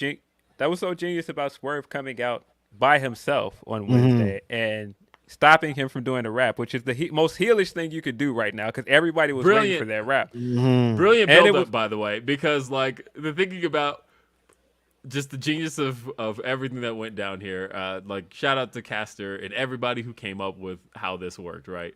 And I'm sure Tony probably greenlit everything here. But the fact that Max, knowing that everybody's talking right now and knowing that everybody's talking about what's going down with Moxley and not Moxley, with Punk and with Kenny and with the Elite and all of that. And so Max tweets, all right, get my raps ready. And he tweeted everything. He tweeted a picture of the microphone. Hey, get ready. And to the point of where everybody's expecting it. Everybody's excited. He comes out to the ring super hype. He comes out of the gate like, yo, like more hype than he's ever been. And people are like, oh my God, he is going to say something and it's going to be crazy. What could he possibly say? And right after he hit that second listen, whose house? And the boos rained all over him. Yeah, that was great. Beautiful. Perfect. Loved it. Yeah, very smart, because, of course, Max cannot talk about it. That's Yeah, why exactly. They had to cut it off. Yeah, so everything about that was brilliant. Man, the way that they put this match together is brilliant. I don't understand how people didn't understand the purpose of this match, by the way, because it was the exact build-up for the private party match, where the whole point of that match was to give them a chance, and then they earn their respect by the end of the match. That was that was the same dynamic for this match. So I didn't understand why people didn't get it. The whole purpose was to show the Acclaim in a great light here. And what I don't think people expected is that the Acclaimed are a lot more over than people thought. When those chants started earlier, like the "Oh Scissor Me Daddy," and every time somebody would try and start a "Whose House" chant, they would flip it into an Acclaim chant immediately. No, that crowd wasn't having it at all. They weren't giving Swerve and Our Glory anything, and so I got it right away. But I was definitely sitting next to people. Funny enough, I was sitting next to one, Nick Hausman. Nick Hausman's cool, by the way. I don't know why people are jumping all over the guy. Yeah. It's weird. But no, I was telling Nick during the match, I was like, nah, this is it. You parlay this and then you run it back in New York. And he was like, but why? And I was like, you'll see, it'll work. And so when the gears started turning in the scrum, and that's what Tony started showing that he was booking towards, I was like, I told you. So no, but I thought this was definitely one of the best matches of the weekend. Just that crowd and the energy for this match was just unlike anything this weekend. Definitely one of the coolest things to experience this weekend. And it was two black tag teams. This flies in the face of people that go, don't put two black opponents together. Why are you always putting black people together? Because that shows you that need you don't a white have faith person in in there to get. And it's like, well, you need a white person to get it over. No, you don't. You need a white person in there to get it over. No, that actually isn't true. As I pointed out before on Twitter, when you feel like you have to put a white opponent in there for the black wrestler, that shows that you don't think that two black opponents can draw together. And this told you right away that those two teams can draw, because now you're going into their second biggest show of the year in New York, and that was the first match announced. That tells you everything. And so, yeah, no, you can book two black opponents. That is more progressive than people make it out to be, because I tell you right now that there are a lot of wrestlers that do not feel that way. Right. A whole lot of them. 500 of them, maybe. Yeah, this match was amazing. I loved everything about it. I think Keith and Swerve have had one of the best matches of almost every show since they've debuted here. The tag team matches have been super fire. The audible thing is ridiculous, the most ridiculous thing ever. That only happens. That should only happen if there's an injury, and even then, we've seen that they don't even do that when there's an injury. They know a person is injured, and they're still like, "Well, we have to tell this story." Calling an audible on a title change stories, is just, man. Calling an audible on a title change is just such a difficult thing, because, like one, I mean, a title change is something that you have to be prepared for. You know, especially in AEW, you already have a tradition of doing a big confetti pyro display when a babyface wins a title.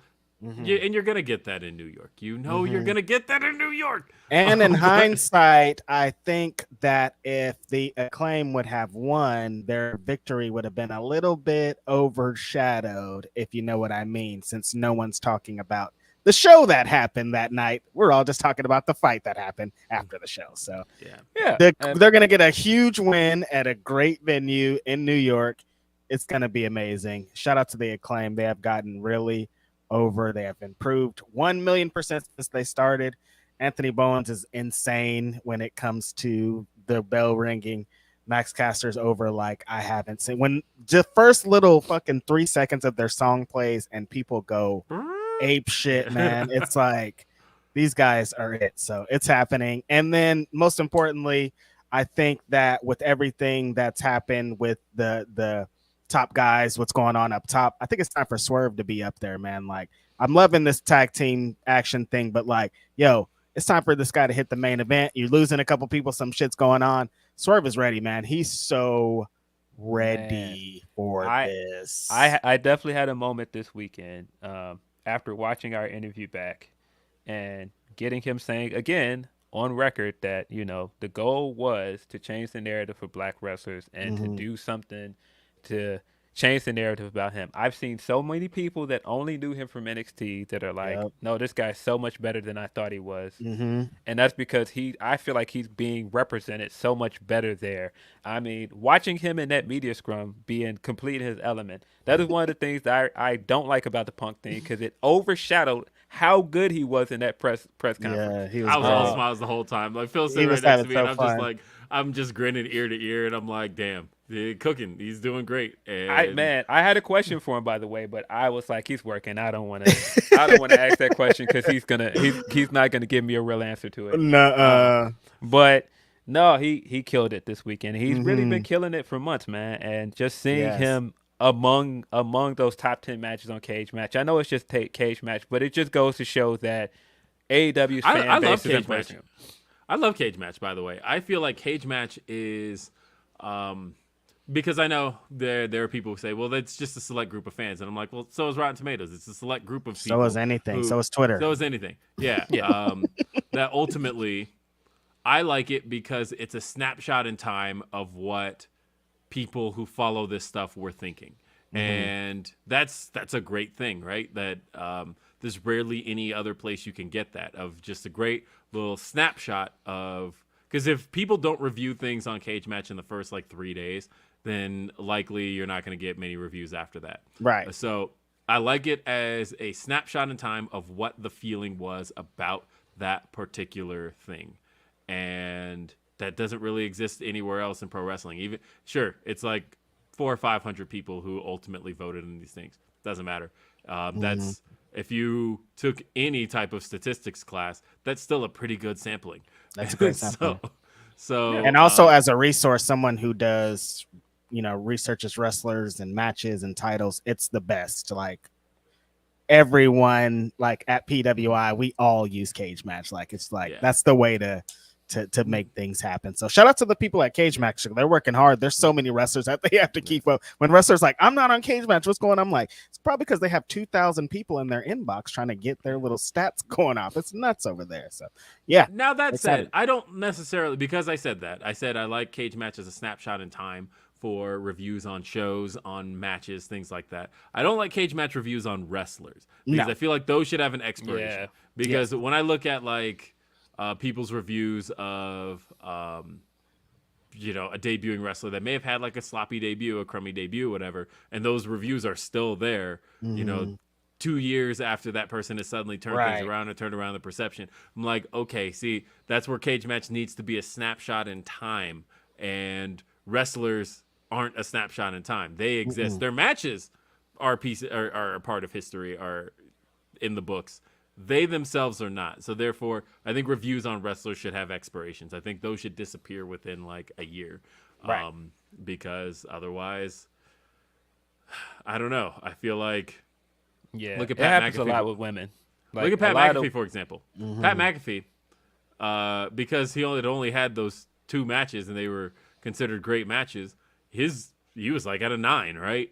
But then then he had that stinker at SummerSlam with Baron Corbin, and all of a sudden didn't like that match. I didn't think that match was that bad. And all of a sudden it was like, oh, wait a minute. It was a lot of Pat McAfee, because it's not to say that he didn't do his part, because it takes multiple people to put a match together. But did a lot of that have to do with the fact that he was in there with some pretty great talent?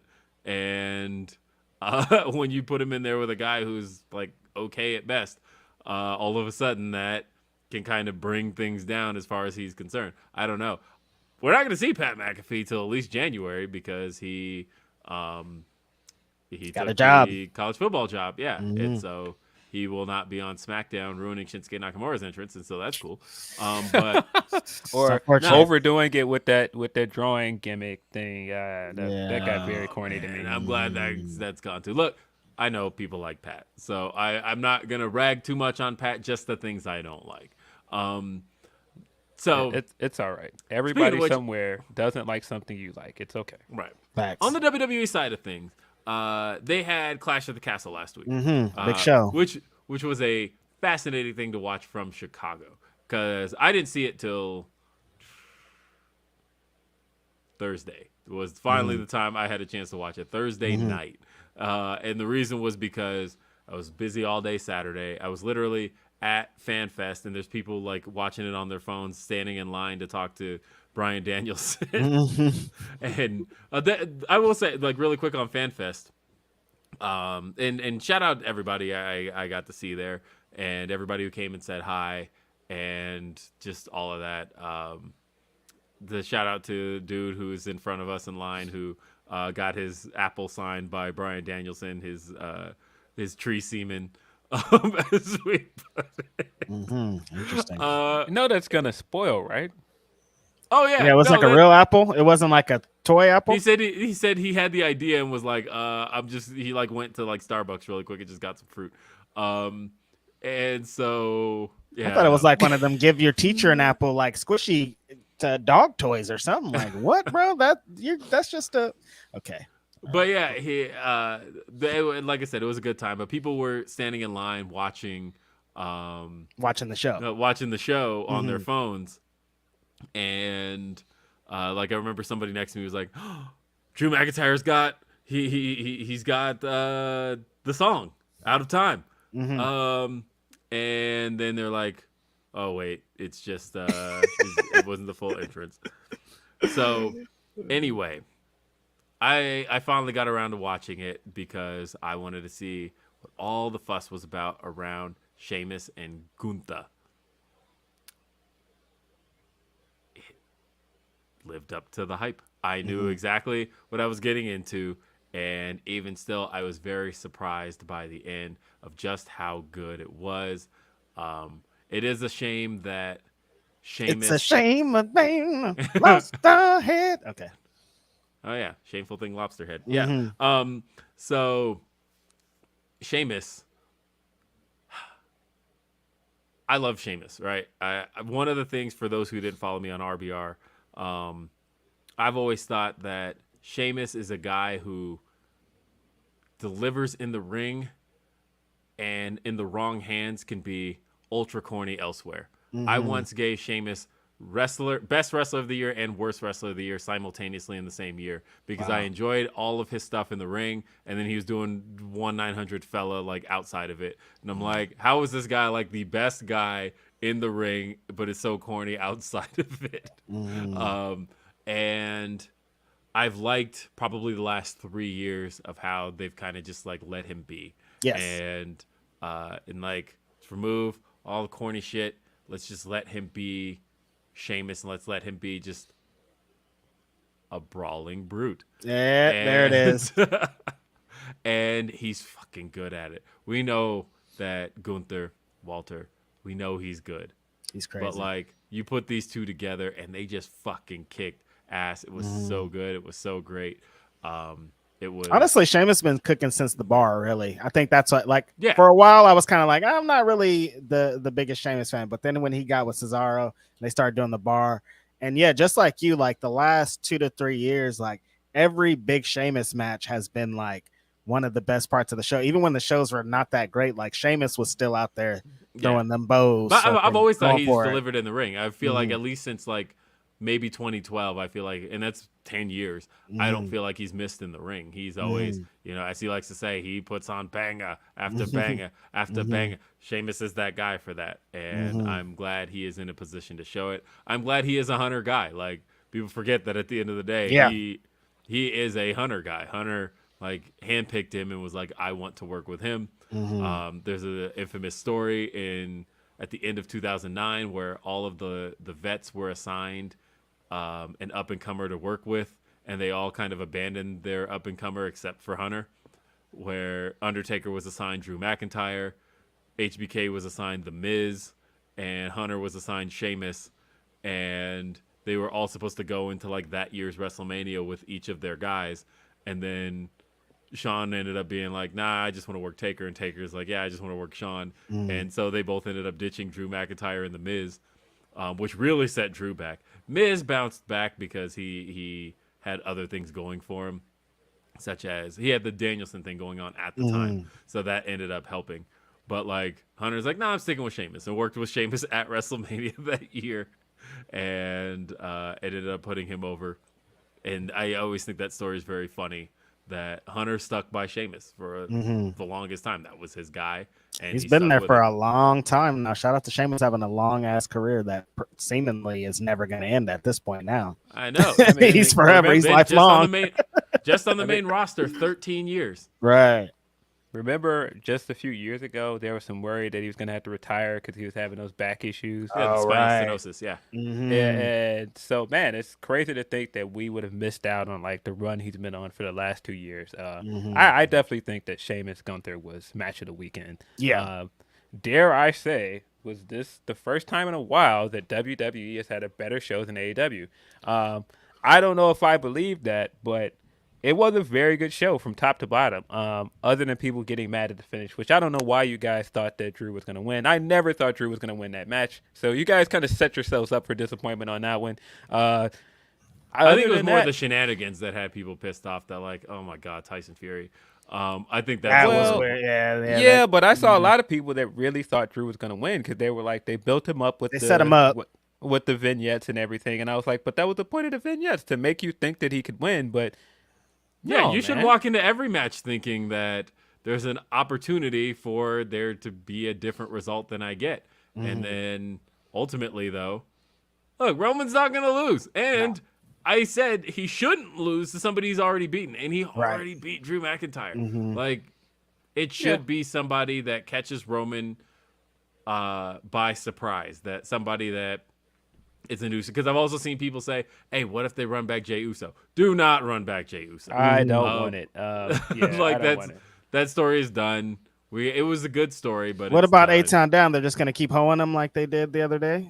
Is that what it is? I think he's going to be the guy who, I think this is going to be his story. I think by the end, he's going to be the first guy who never cashes it in because something keeps costing him his cash in. And then by the end, his story is that he's the first guy who never cashed in his Money in the Bank. Great story to tell. Yeah, keep telling the story. That's actually good. Not a bad story because like the way I would do it is at the next Money in the Bank event, which is the final night he gets to cash it in.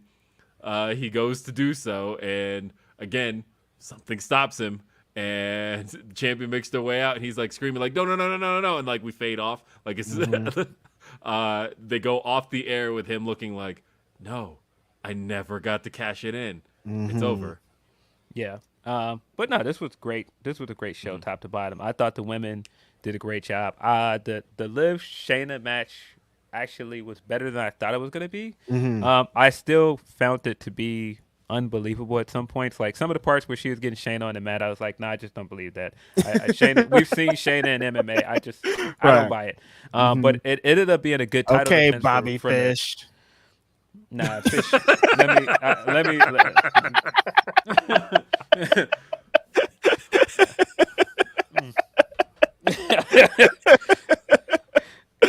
But no, man, Liv looked good in this. She needed a big win.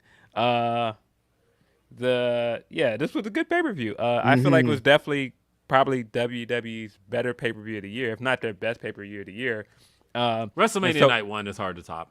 It was wild. It's wild. It was wild. I looked at Meltzer's ratings and the way that he rate the WWE show was highly rated. And just thinking about like 6 months ago, there was like 1s and 2s. Now there's like half. Like it's changed. Yeah. It's a big change. It's crazy. Like the transition they made from doing these awful shows that we don't want to see to producing a great pay-per-view that fucking delivered. It's crazy.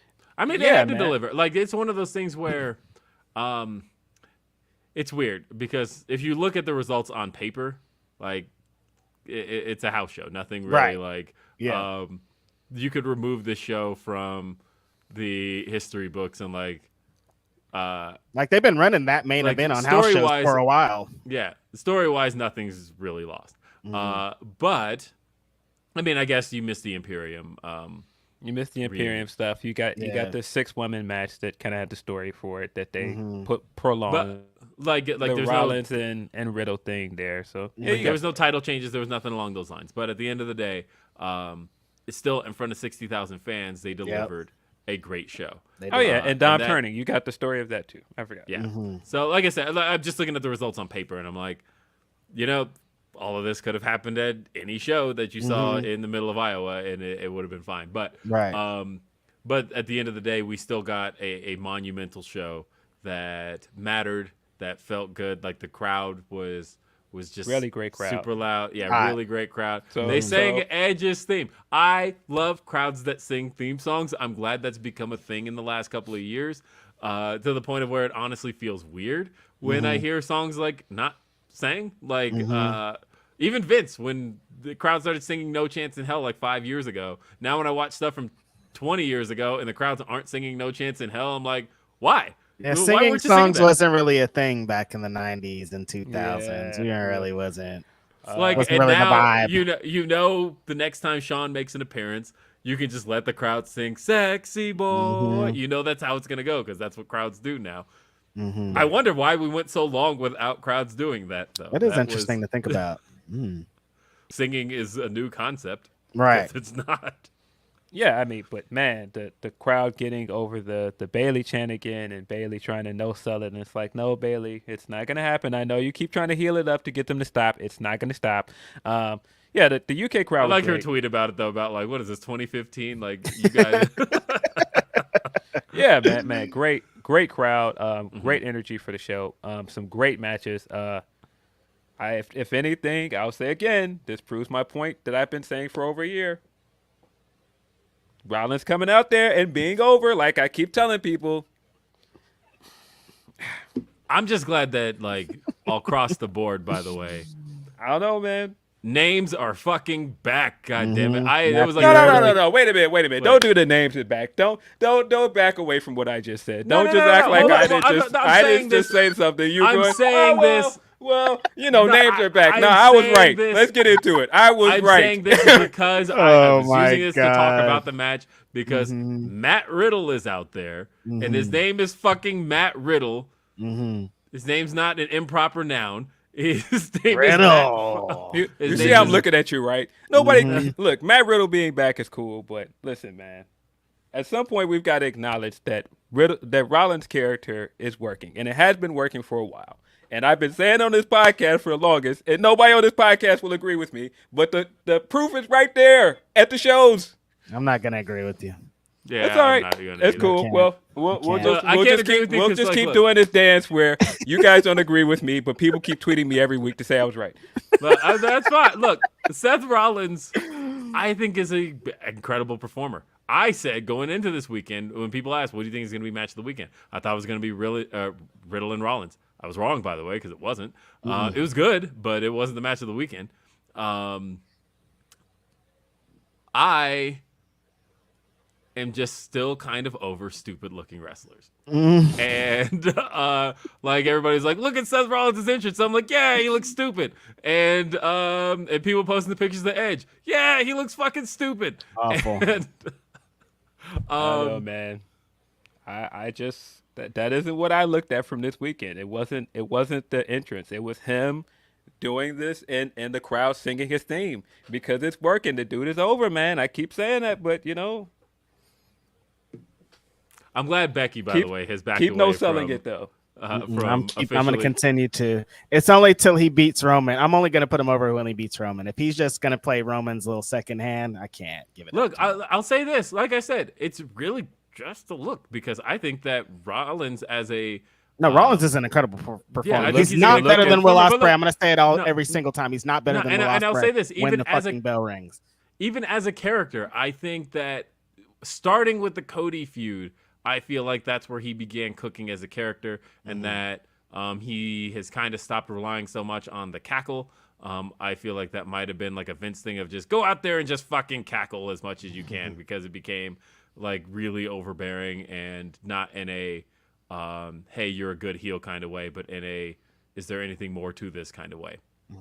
I think he, especially once he started cooking Riddle on the mic, has really shown that there's more to this character than just kind of being a very two-dimensional goof. And that's been the case for about a year. I didn't think so with the Roman stuff. I was not with you on when he was feuding with Roman at all. He trolled him the entire match. He ended up being right by the end of the match because he tricked him into cheating to win. He proved his point. Again, we're talking about the wrestling. The wrestling has been great. But that's what I'm saying. The character was the whole point of him coming out and trolling with the Shield stuff was to get him bothered. The whole thing was him trying to act like he was unbothered by all the stuff going into the match, and he lost control, and he hit him with the chair, and he basically won that match. He won the match with Mind Games. He won the match that last weekend with Mind Games. The character has always been to get other people's skin. Well, I know you guys are going to keep no selling it, but it's all right. I know that I'm right, and I it's all right. Don't worry about it. I see it. I don't know. Yeah. But by the way, I'm going to point out again, Rollins Roman was the best match at Royal Rumble, and it got the best reaction out of everything. But yeah. Royal Rumble was also like doo-doo, so but it was a great match. Yeah. Man, boy. Boy, y'all was like backing that goalpost up, boy. Backing that goalpost up. I mean, look, what do you mean in January? That was like you can't ago. tell me that it was the best match at like one of the worst shows this year. Like we were talking. Come on, man. Come on. Like we walked out of that show. I sat next to you at that show, and we walked out of it like, was this worth the flight we like took to get here? No, I was into that match. If he would have won the match and they just put the title on him, which they should have, it would have been even better. But now let's be serious about this. Where is this Roman thing going? I'm tired of joking about this. He's gonna hold the belt forever. That's what's going on here. Hey man, I think he's gonna lose to Cody. I said what I thought about it Mania? earlier this year, and people got mad. So. I think it's Cody and I think that I think to Phil's point, they have to split these titles up. I think there needs to be titles on both brands, especially with like you got Braun Strowman over there. Like there's a lot going on on the other show for there not to be a main world champion. They're not putting like why wasn't Lashley on the show? They're not putting enough emphasis on Lashley if they're going to try to make him be the guy, the main guy over there with the US title. So. I'm laughing at. I had to look because remember we were just talking about cage match and the snapshot in time of what people thought at the time, and I pulled up Royal Rumble because I'm like, what did people think at the time? The shit's got a 2. It's got a 2 out of 10. Trash pay-per-view. The ending was awful. No, so the I'm still because another thing we might disagree on, and we'll continue to disagree on, is I don't think they need 2 titles. I No. think that I don't think any company needs 2 titles. And I think that WWE has shown that they don't know how to handle a brand split. Raw and SmackDown aren't different enough to need more than one championship on any brand. Because they pretty much, I think it's been since about 04. That was the last time I really felt like the brands had any individual identity. And then since then, it's basically just like, here's WWE Blue, here's WWE Red. And so to me, I don't think splitting or putting the titles together was the problem. I think Roman not being full-time is the problem. Yes. I think that if you had a full-time champ who worked both brands, we wouldn't be having this It'd be a complaint different at all. conversation. It would You're be right. a different conversation. It's the fact that you have a champion who isn't full-time, and therefore neither brand has a champ most of the time. Right. And when he is there, it's just on SmackDown. That's the problem to me. I think that if you were to, I think WWE has never been willing to try just having a champ who works both. And I thought that's what we were going with Roman. I thought, because Roman was full-time up until WrestleMania. I thought, well, he was full-time up till WrestleMania. And then all of a sudden, that's when he started to disappear. So my thought at the time was, if Roman is going to start working both Raw and SmackDown, then we have a better case of saying who's the champion. Because the thing I hate, if WWE knew how to present both champions equally, it'd be one thing. But they haven't. They've never presented both champions equally. Not You're since right.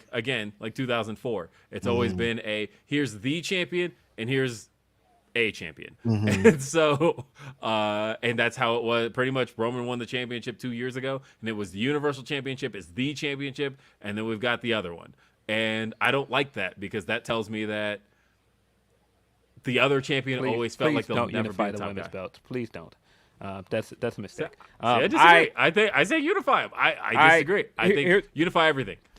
Well, here's where I disagree with you. I do think that it would have worked better if he was on both shows, but I think that the mistake came when they showed right away that they prioritized Roman over everyone else, and it made everybody else that could be a main eventer look like they did not matter. And I feel like that's the problem with not having 2 belts. It feels like nobody in the Raw's main event scene feels like they really matter, because at the end of the day, everything has to go through Roman. And putting both titles, making it a visual confirmation of that, is a problem. I mean, but that's the way it's supposed to work in pro wrestling. You're supposed to have yes and champion. no, though. Yes and no. Like though, I feel like all you're saying in the other case of having 2 championships is, here's the champion and here's a consolation prize. Because at the end of the day, Roman is still the guy. Like, that's how it felt the whole time. Bobby was champ. It was like, yeah, Bobby's champion, but who's the champ? It's Roman. Yeah, when Big E was champ, it was Big E's champ, but who's the champ? And they made sure to prove that to us. When Drew was champ, it was, Drew's champ, but the champ is Roman. And so, like, to me, I think it diminishes the second championship, having the second championship, because it's never going to be as good as the one you're pushing as the. That's how it was with and they did that with Brock in 2017, where it was like, yeah, we've got AJ Styles as a champion, but the champion is Brock Lesnar. And no matter what you say, you could say AJ Styles is a champ, but he ain't going on after Brock. We're not putting anything else after Roman. That's how this continues to feel. I think I would like to see WWE try one champion who is there full time, and represents the company. They haven't tried it because Roman's not there to do it. Well, the problem with that is, because you're not wrong about all of that, but the problem is that the networks want 2 brands, and they want somebody as the main guy on that brand. And so to decide that we're just going to not have a main guy on that brand and we're just going to only focus on Roman, again, I feel like that's a problem, because you make everybody else in that other main event scene seem like they don't matter. And that has been the problem for months. And I feel like they've got to split up those titles, man. I know that you don't agree, but I feel like it has become a problem on Raw, because now you're trying to add set dressing every time you have to do a main event for Raw, because you have nothing else to book there. Sorry, my wife just texted me. She's got to leave, and I have the car key right here. So I'm trying to figure out how to, like... I'm trying to figure out how to like get it to her. Here I will throw it at the bottom of the stair, and of course it bounced. Perfect.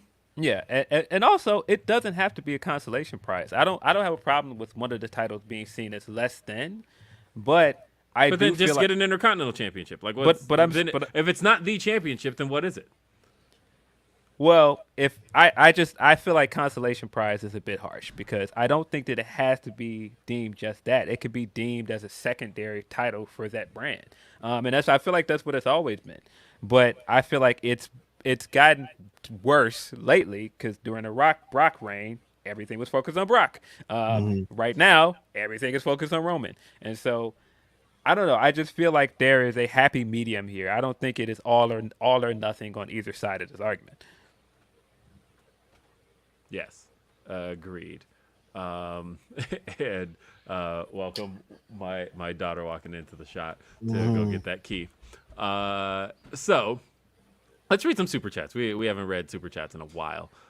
So we've got long time no chat. Who comes out at Grand Slam rapping for a title match entrance? Well, if it looks like it's gonna be Bryan versus Moxley, you could have Fetty Wap rapping from jail. I don't know. You can No. Probably Bronson, because Bronson just teased that he's going to be at the Queen's show too. Right. He's wrestling at the Yeah, so probably Action Bronson. But yeah, as far as in a world title match, I mean, I don't know. I do think Bryan is walking out with the title. I think that I agree with Phil Lindsay's article. If you haven't checked it out, BleachReport.com. I agree that it is time for Bryan, and I like that. I don't know if this was incidental or purposeful, but that Bryan's path to the championship goes through redemption. One, it's a path of redemption. That if he just beat Hangman, the guy who beat him earlier this year. He's going to beat Chris Jericho, the guy who he lost to at All Out, and then he'll beat Moxley, the guy who he lost to at Revolution. And it's like he's redeeming all of his losses, and in the process, he's beating all of the former world champions to do it. And I think that's I love it. That's actually really cool because that would make Bryan the most deserved guy, right? Like Moxley just beats Sammy Guevara and Bryan. That doesn't seem like as good of as worked of a path as Bryan working his way through the former champions to become champion, because then that says that he belongs here, that he deserved to win it. I think that's going to be great. I also like, I don't know. It feels like it's the right time for Bryan Danielson. And honestly, if he can stay healthy, this could be Knock on wood. The title reign for Bryan Danielson. Like, when I think about his title win, the quintessential Bryan Danielson, Daniel Bryan title win is, of course, WrestleMania 30. There's not going to be any topping that. Yes. But the reign fell apart very quickly, right? Because so fast. For one, for whatever reason, WWE had this obsession with, you're going to face Kane. And it's not like prime Kane. It's like Kane that everybody was already sick of at that point. So, like, in his first feud out, they were like, okay, we got Kane. Fucking Glenn Coco. Awful. So he defended the title against Kane and then got hurt. And so that was it for that reign. It was like immediately we didn't really get the true reign. His best reign, I know people are going to say that the Planet's champion and the ending was great, but the Ring of Honor world champion reign was like insane. Like 16 months or something of like all the different opponents you could ever want to see. You wrestled Kamala, come on, this is the guy. I still want to see, like, the reign I want to see from Bryan Danielson that I still haven't quite gotten is just valiant, kick-ass babyface who fends off challengers. And I don't think this is going to be that, though. You think this? I mean, this it depends. it depends on how quick. It depends on how quickly they go with MJF. Because if they, MJF had said in his promo this week that he gets the shot whenever he wants. So if they decide, okay, full gear, we're going to go there, then yeah, it's going to be a short reign. What if he cashes it in at Grand Slam? I mean, they've never established that it's a Money in the Bank type thing. They haven't. Pretty much did say I could do it anytime I want.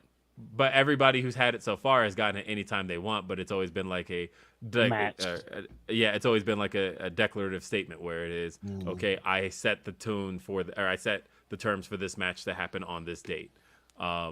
And because the previous two winners were Brian Cage and Hangman Adam Page. When's the Revolution show? November? I mean, Full Gear? I mean, yeah, Full November. Gear. Full Gear is November. So he'd still get a couple of months with it. But I hope just like if he gets it, fighting champion.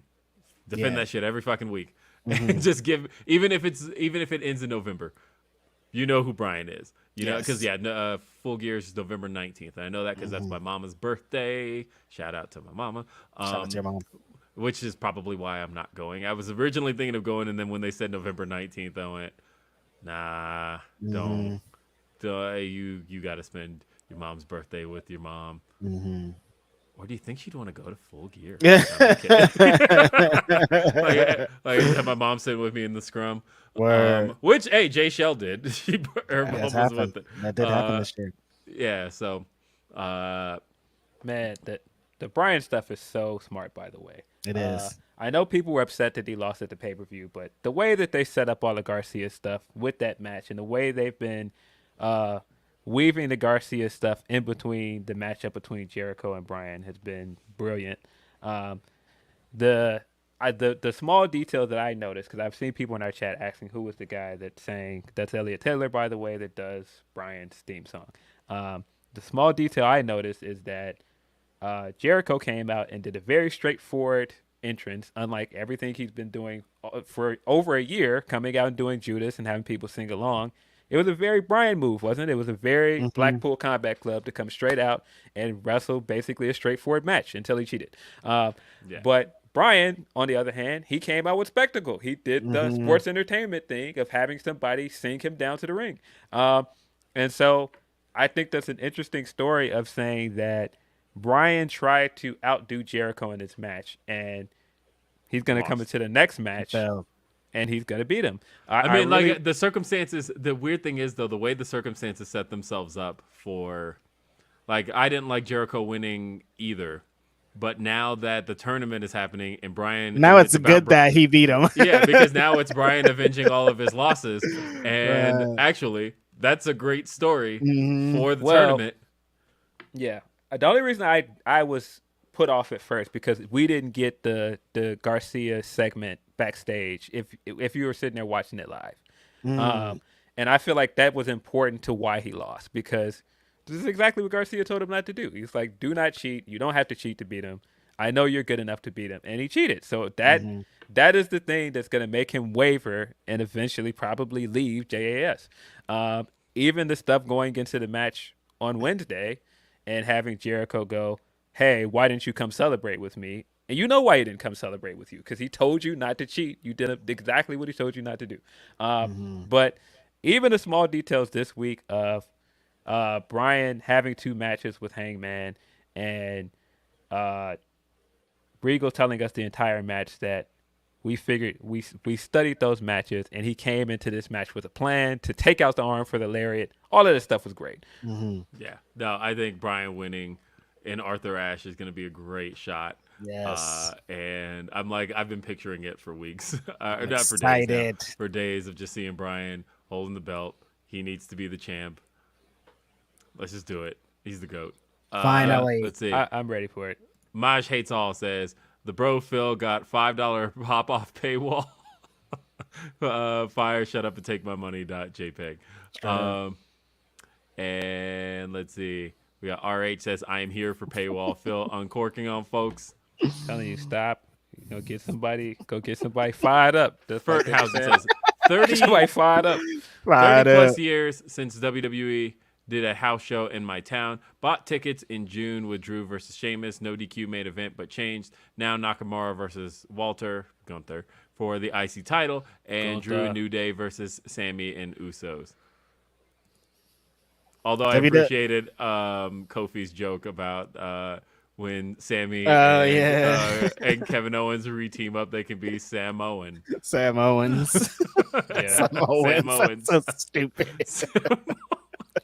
Man, by the way, the one good thing to come out of that number 1 contender match is Woods and Kofi getting in the ring at the same time, and then going, oh, well, just pin me. That was a great spot. Yeah, that's a great like, spot. I'm not fighting my friend.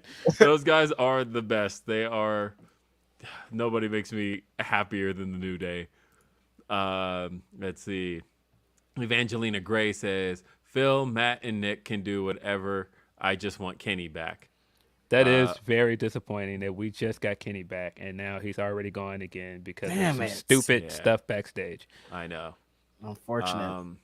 Chi-Town Spurs says, the only Chicago Phil I recognize is on this pod. Lockport Phil needs to get his head right. What does that mean? Lockport is a Illinois. It's basically like saying Berwyn or like some small town in Illinois. Get it together, Phil. I was guessing that was something that was related to your state of Illinois. And also, damn, he's going to be out 8 months. That sucks. So, speedy recovery. Shit. I know it's not a great time to say it, but boy, it looks really bad for him, man. And I hope that he handles this recovery period better. I hope that he learned from the mistakes from the last time, and hopefully he has good people in his corner. I hope he's all right. Yeah. Devil Kazuya 27 says, who would win an AEW Brawl for All? TK loves tourneys. Don't do it. As long as I can let Bobby Fish tell you he's gonna win. Yeah. Right. I don't know. Yeah, let Bobby Fish tell he's the one coming out on top, huh? Grandpa. Max says, Knicks fans and Bulls fans hating Reggie Miller. Handshake emoji. Yeah. Get Reggie up out of here. Mm-hmm. Always and forever. Huh. Mac, I'm curious. Because I know you're from Brooklyn. But I'm guessing, you grew up a Knicks fan, and therefore the Nets, no matter where they are not your team. That's what I'm guessing here. That's a shame.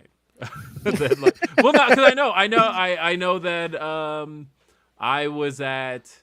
So the only time I've been to the Garden, I bought tickets to go see the Knicks versus the Nets, and I get it. That was in Knicks' home country, but it was just interesting that how like little buzz there was for the Nets. Now, of course, now the last like 2 years should have helped change that. But then last year was also not great. You were at G1 Supercar, weren't you? Were you there? I didn't get to go. I was outside. Oh shit! Shit! Nah, we ended up doing a meetup, and we met with we had the bar kind of locked down and just did like a fan meetup. It was great. Being in the Garden was amazing, man. That was super cool. That's one of my favorite memories, going to New York for WrestleMania, and then this arena that I've seen wrestling and basketball and all these concerts be housed, and I'm in here. It was lit. Yeah. Super lit. I will be in New York in less than 2 weeks for a Grand Slam.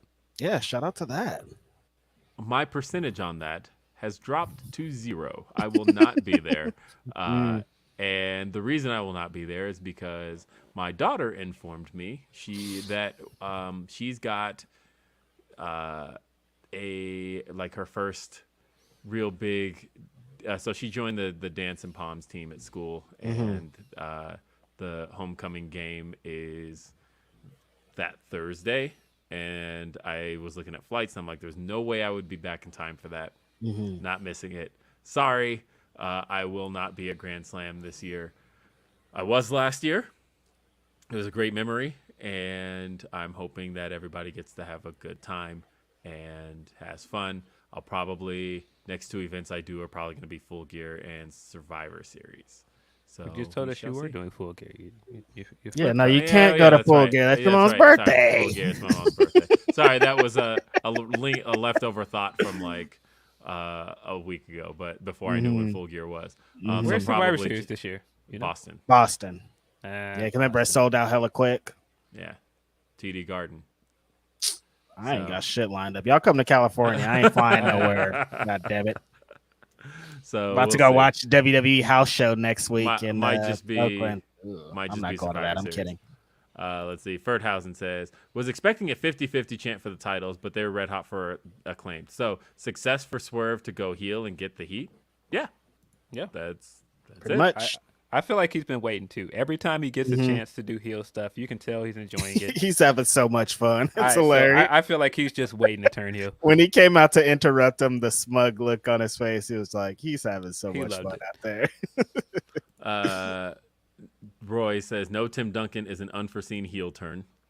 Well, I mean, is it though? Because I'm picking Shaq over you got two LA guys here, and LA people are notorious for not liking Spurs.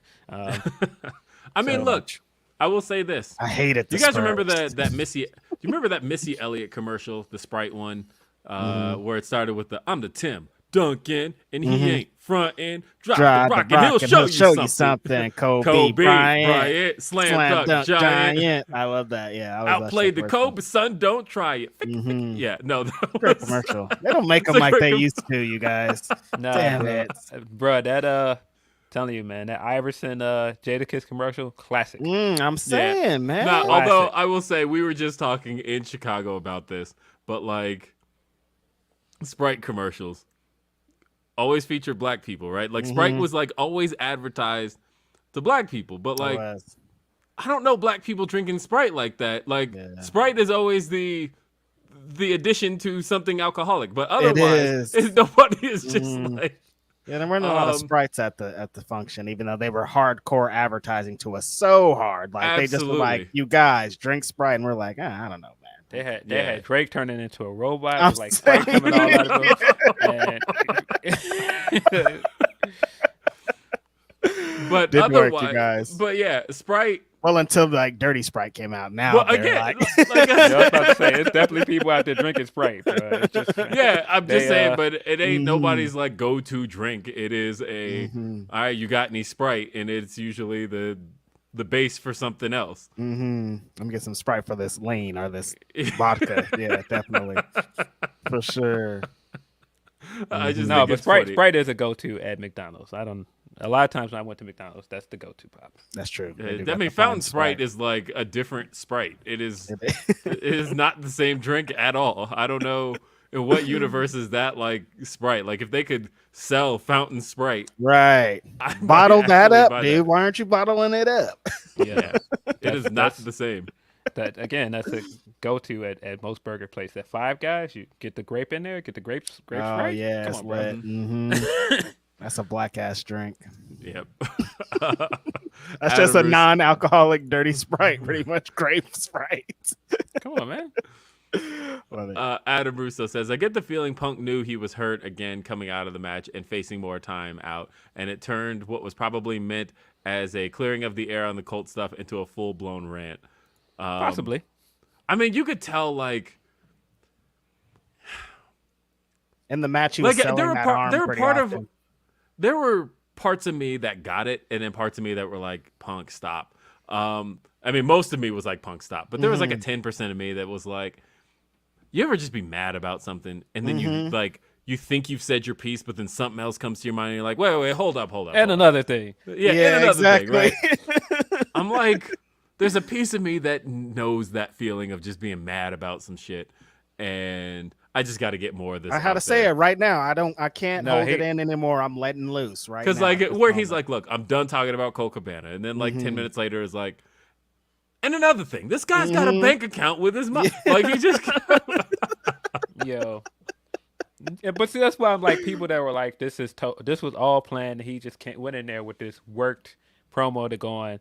I don't think that's entirely true because he seemed really mad. Like, and I don't think, again, I don't know the guy personally, but he seemed really, really mad. He was mad. And so he was upset. I think this is stuff that's been building up for some time. Wrestle Boy says, was pissed. That's hilarious. Shout out to you guys in your work. Quick question. Could the Punk situation become a positive because it seems as if the talent was wrestling with purpose on Dynamite and Rampage? I mean, yes, I've talked to people who have absolutely said that, like, you know, especially the guys you know that have a lot of pride in the company that are like, no, I work for this place. I signed with this place. I have to wave the flag. We're going to prove this motherfucker wrong. I'm going to go out there and show him that we're not what he thinks we are. Yeah. Yeah, I've seen that a lot. So, yes, in that sense, I think that you are going to get But losing out on like a big name like CM Punk in even for this 8 months, for however many time, is not a good thing. It's- Not when you not with it's not plans good. and stuff. That's not you can't. It's hard to spend that. It's not good. But Mhm. man, you can come out of this and make this into a good thing. I do Right. think that they've got to fix some stuff with their backstage because again, I don't want this to look like it's just a Punk issue because I think if you try and sign another big name star, it doesn't look good. That's what they're going to be looking at, the Punk situation of like. It looks like you come there and like, man, I don't want to be introduced to that locker room. You got all this other stuff going on there. I don't want to be in the midst of that. So yeah, I think they've got some issues to fix there as a company. Yeah. Let's see. Brian says, asking the question, says, shout out to all the Target managers out there.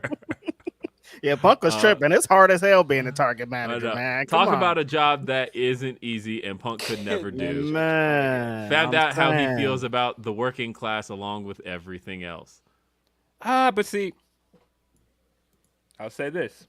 I don't think he was trashing Target managers because his direct quote was they couldn't manage a Target. But I think what he's essentially saying is that they don't have any order here. Like they're not running this place well. And judging by everything that's happened for last week, he not all that wrong. I mean, I don't want people running a Target that's going to come in and super kick me either. Like I agree.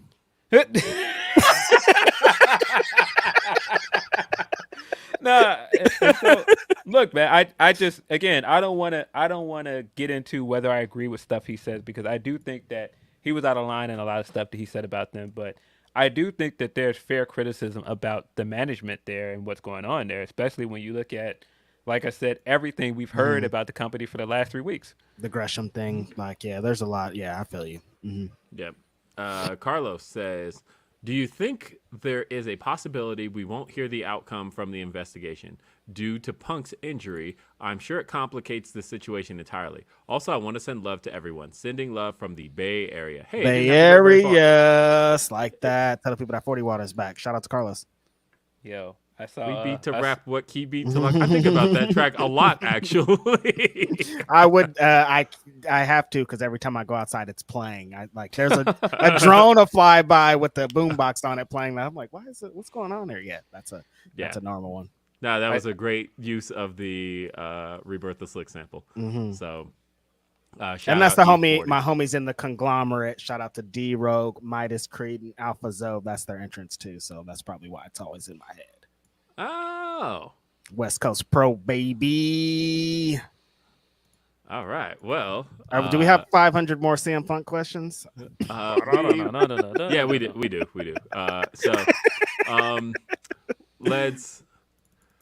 Let's go with the next question, which is from Raj. It says, hope the Punk elite can reconcile / work together. Punk was hurt, probably full of adrenaline and spiteful. Adrenaline in his soul. And stewing he in might go to WE. I think the elite are more likely than he is. Yeah, if anybody, I don't know. But I don't know. I don't know. Yeah. I don't see what's going there. Look, I am at a point of never say never in pro wrestling anymore. Because I have said never to a lot of shit, and then shit happens. So I will not say the Young Bucks cannot go to the WWE. You guys, no, they can. I just don't see it happening. To your point, I hope they reconcile this too, because if anything, I mean, just look at the Sean tweet this week where he was saying there's so much interest in this story that tells you how much money there is to make if they actually turn this into a feud. And I agree with that. I think that it would be a shame if we never see Punk versus Kenny Omega in a singles match. I think it'd be a shame if we never got Punk and FDR versus the three of them. I feel like it seemed like that's where things were headed. So and also, Raj says, Mox started the year in rehab and came back to be the heart and soul of AEW. That's following up on the last part. You can start one place but end up in another. So who knows? P.S. Starks versus Swerve for the title win. I could see that being a 2023 late program. Because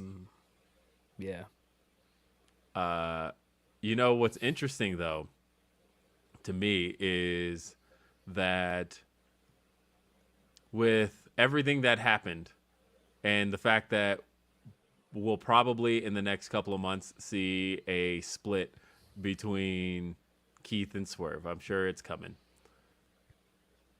I would love to see the program run back at least just one match with everything flipped, right? Where like now it's Swerve has to team with Powerhouse Hobbs and Keith has to now enlist the help of Ricky Starks, and we run the tag match back with both sets flipped. I think that would be a dope way to do it. I'm liking this idea a lot. Yes, book it, Dano. Yeah, I don't know. That to me would just be kind of a cool thing. Right, because that was a fun program earlier this year. It was. And it kind of led to everything that's happening right now with the feud between Starks and Hobbs and the feud. I mean, and then Keith Lee and Swerve being tag champs. It all led there. I would love to see that kind of flipped around. I think that'd be kind of a cool thing. And Eloquent asks the question, and I'm pulling that up here right now. Give me just a second. There it goes. Eloquent asks, do you think they changed the cover of the Fight Forever game and remove Punk and Elite? That's a good question. I don't think they do. I think that CM Punk's a big part of the marketing for that game. I think that like if they signed him to be on the dotted line for that game, he's about to be on that game. Is what you're saying? I think that there's a reason he's front and center. Yeah. Even like they were advertising the game on Dynamite, Punk right in the middle, still there. Only thing that he's still attached to, pretty much at this point. The only thing they showed him on. They didn't show him on nothing else. I think it is a case where he probably will stay on the cover of the game. Roy says, if it is the end for Punk, he would have spent a year winning all his feuds and putting exactly 0 people over. Strong booking for a 44-year-old. I don't think this was intended to be the end, though. I think eventually it was going to lead to putting over MJF. Yes, but see, I don't even think that that's true. I think that now everybody is looking back on the year in a negative light because he did something really shitty, and that's fair. But no, the year he had, he absolutely put people over. Ask Hobbs what did he think after my that big match. homie. Yeah, ask what did that do for MJF? That MJF feud was instrumental in everything MJF has done this year. Why we all love MJF is because of what happened. Right, him coming back and winning the chip wouldn't have been as big of a deal if we didn't think he was going to have the match with Punk. So no, I mean you could go all the way back to the Wardlow stuff. The Wardlow stuff, him coming back and helping Punk win at Revolution is a part of what got him over as a babyface. So no, that he didn't just come back and beat everybody else and put nobody over. That's just not true. Daryl says, my biggest issue with WWE PLEs is all the dragging / ads between matches. I didn't watch this one live, so I don't know. I was able to just keep hitting that forward button. My ADHD gets distracted and I lose focus. 6 matches in 3 hours. I need more. Time management is still not the best over there. This is why I still, I've been to a million WWE events over the years, and I've been to now, I think that was the 15th AEW event I've been to was this past weekend. I still feel like I still enjoy AEW's lack of time wasting between matches. I love that it's just like, get me to the next thing, get me going. I don't want to sit here and watch the Tron for more than a couple minutes. Yep. I like that there isn't a whole lot of time wasted, but it's different strokes for different strokes. Like Rampage starts with the fucking ding ding ding, and they're already fighting. That's what I want to see. Like sometimes we don't need all the entrances and shit. So bring it on. Graham says, "Oh, go ahead." Did you guys watch the NXT Worlds Collide joint? Because I heard it was good, but I've been so busy. Shout out to Mello and Ricochet. Yeah, I've been so busy this week that it was like I finally found the time on Thursday to watch Clash at the Castle. There was no way in hell I was ever going to find the time to watch Worlds Collide. If I end up watching it, it'll probably be like end of this year. Like come December, I'm like, what did I miss? And let me go back and watch some of that stuff. But man, I just did not have the time. Like on travel weekends, I'm going to watch the stuff I traveled for, and that's about it. I'm not going to find the time for nothing else. Rollins' theme is worse than the dancing LOL trash emoji. Lying. Straight up lying. Let's see. Ryan says Intercontinental/US as main TV belt. World should feel bigger. Yeah, I agree. I do think that they've done a lot to raise the significance of the US and IC title. I think that feud with Sheamus and Gunther is going to go a long way. Yeah, I think so too. And I think Bobby looks like $1 million. Bobby is over like fucking Rover, yeah. So they just got to keep executing, pretty much. I will say, as much as I've liked the majority, I've liked probably about 85% of Hunter's WWE. I don't know that the Dexter Lumis stuff is hitting for me. Yeah, I'm not really. He's attached to the Miz too. Nothing ever really is gonna hit for me with the Miz. I wasn't the biggest Dexter Lumis fan in NXT. I wasn't the biggest Sam Shaw fan in Impact. So like, I can't say that any of his stuff has really ever hit for me. Mm-hmm. So when they did the zoom in on his face tonight or this week on Raw, I don't know. I was just like, why am I here? This was the least I've enjoyed Raw in a few weeks. I did not like this week's Raw. There were things that were good, but for the most part, I turned it off. I forgot they showed Trump on there, and I was like, out. They showed like Trump was. They were showing like some Medal of Honor thing, and I was like, okay, yeah, I don't want to watch this anymore. So I turned it off. I didn't even see the end. Yeah, I mean, I watched it all. I had gotten back Monday, and I watched the whole show, but. I agree with the fact that was probably my least favorite Raw of the Hunter era, and I've liked them all. And that's what it's sad because I don't know if sad's the word to use, but this episode was the one I was looking most forward to because it's post the plans that they've had for Clash at the Castle, so it kind of establishes where they're going to go. And if this is where they're going, I don't know if I want to come to. Yeah, like I said, the Dexter Lumis stuff is just not hitting for me. But that and Braun, like I'm not interested in this shit, dude. If it is for you, good. Like I said, it just something about it's not hitting for me. Right. Brent says Jericho teased going after the ROH title last night. That feels like a monkey's paw moment. Mm-hmm. I mean, I'm not mad at Jericho and Claudio having a match.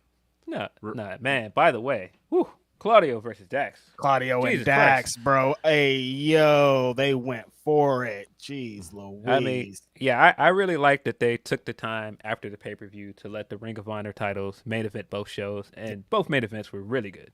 Yep. Yeah. And they're establishing some more with Joe and Josh Woods. Like they're gonna. I just hope they have a show planned. Like soon. Like what's going on here? Yeah, I'm like, give me something because otherwise, I don't know. Let's see. Ryan says MJF shouldn't cash in till late 2023. The man said he's working smart, not hard. Why would he defend it a full year before the Great Bidding War of 2024? Like that was the whole thing where he's like, I'm not gonna wrestle in a tournament. What do I look like? I have a chip. I will wrestle one match for the title. Dun, dun, dun. Big chips. Oh, I'm sorry. We're not supposed to sing R. Kelly stuff. Oh, wait. Hey. The line is fine. I mean, I don't know. I think Chicago. Nope, keep going. Don't do it. On R. Kelly for whatever reason. Keep moving Devil forward. Kazuya said, what you guys' thoughts on Carmelo and Trick as a duo? I like it. Love Carmelo and Trick as a duo. I hope when Melo gets called up, that Trick is right there alongside of him. So, I think it's time, man. I think it's time to put the title on Carmelo. I've been saying it for a minute, but to me, Braun is not really hidden like he was. I think it's time. I think it's time to put the title I don't know what they could have done different with Braun to kind of capitalize. Not put him in a feud with Gacy for 2 months. You're right. That was bad. They kidnapped Rick Steiner. Yeah, it got pretty bad out there. You're right. Brent says Motley Crue hate each other. They have to be in dressing rooms on opposite corners of the venue, but they still made so much coin in the meantime. So be like Crew Elite in Punk, silly otherwise. I mean, look, man, this has been a comparison brought up a lot, and granted, and some of them did actually result in like fistfights and shit. But guys, Shawn Michaels and Brett, like, now that did result in one of them going to the other company eventually. So maybe It that escalated. isn't the perfect comparison. Well, they had already been fighting for like 3 years though. Like it took some time. It wasn't fresh. Man, I said this to somebody during the week when we first got the idea that they could possibly fire Punk, and I was like, man, can you imagine Bret Hart being in WWE and welcoming CM Punk back? What world is that? What alternate universe does that exist in? I cannot. I don't know. I guess Triple H. I was thinking like there's less chance for Punk to go back with Triple H there, but actually I think there's more chance of him to go back. I think he's the one that like he's like, you've been talking a lot of shit, but like I like money, so I'll try that. Are you kidding me, Mr. Triple H that wants to be the baby face of wrestling Twitter right now? Yeah. Being the guy that brought Punk back? Are you kidding me? He would love that. He would never let us hear the end of that. You're right. Big baby face pops for sure. You're right. Aaron says, "What up, fellas? Low-key hungover, but I'm glad I got up seeing y'all doing your thing. CM Punk is the Joe Budden of wrestling." Yo, I love this part being brought up. Yeah, everybody keeps they've been getting that Joe Budden analogy off for a lot, man. Shout out to Busby. Yeah, but it's the same thing. When the podcast was jumping off, podcast was regular listening to me. I did not miss an episode of Joe Budden podcast, but once he started messing up, I was like, no, I couldn't. Don't do it, Joe. Don't do what you always do. I know. Yeah, it felt like, oh, he's doing it. He's doing it. Yeah, he did it. Yeah. So, Yep. Shout out to Busby. I am just trying to find one last. Was out in them streets. We didn't get into the West Side entrance at all. Yeah, no, that was going to be the last thing I was going to let Reg cook on.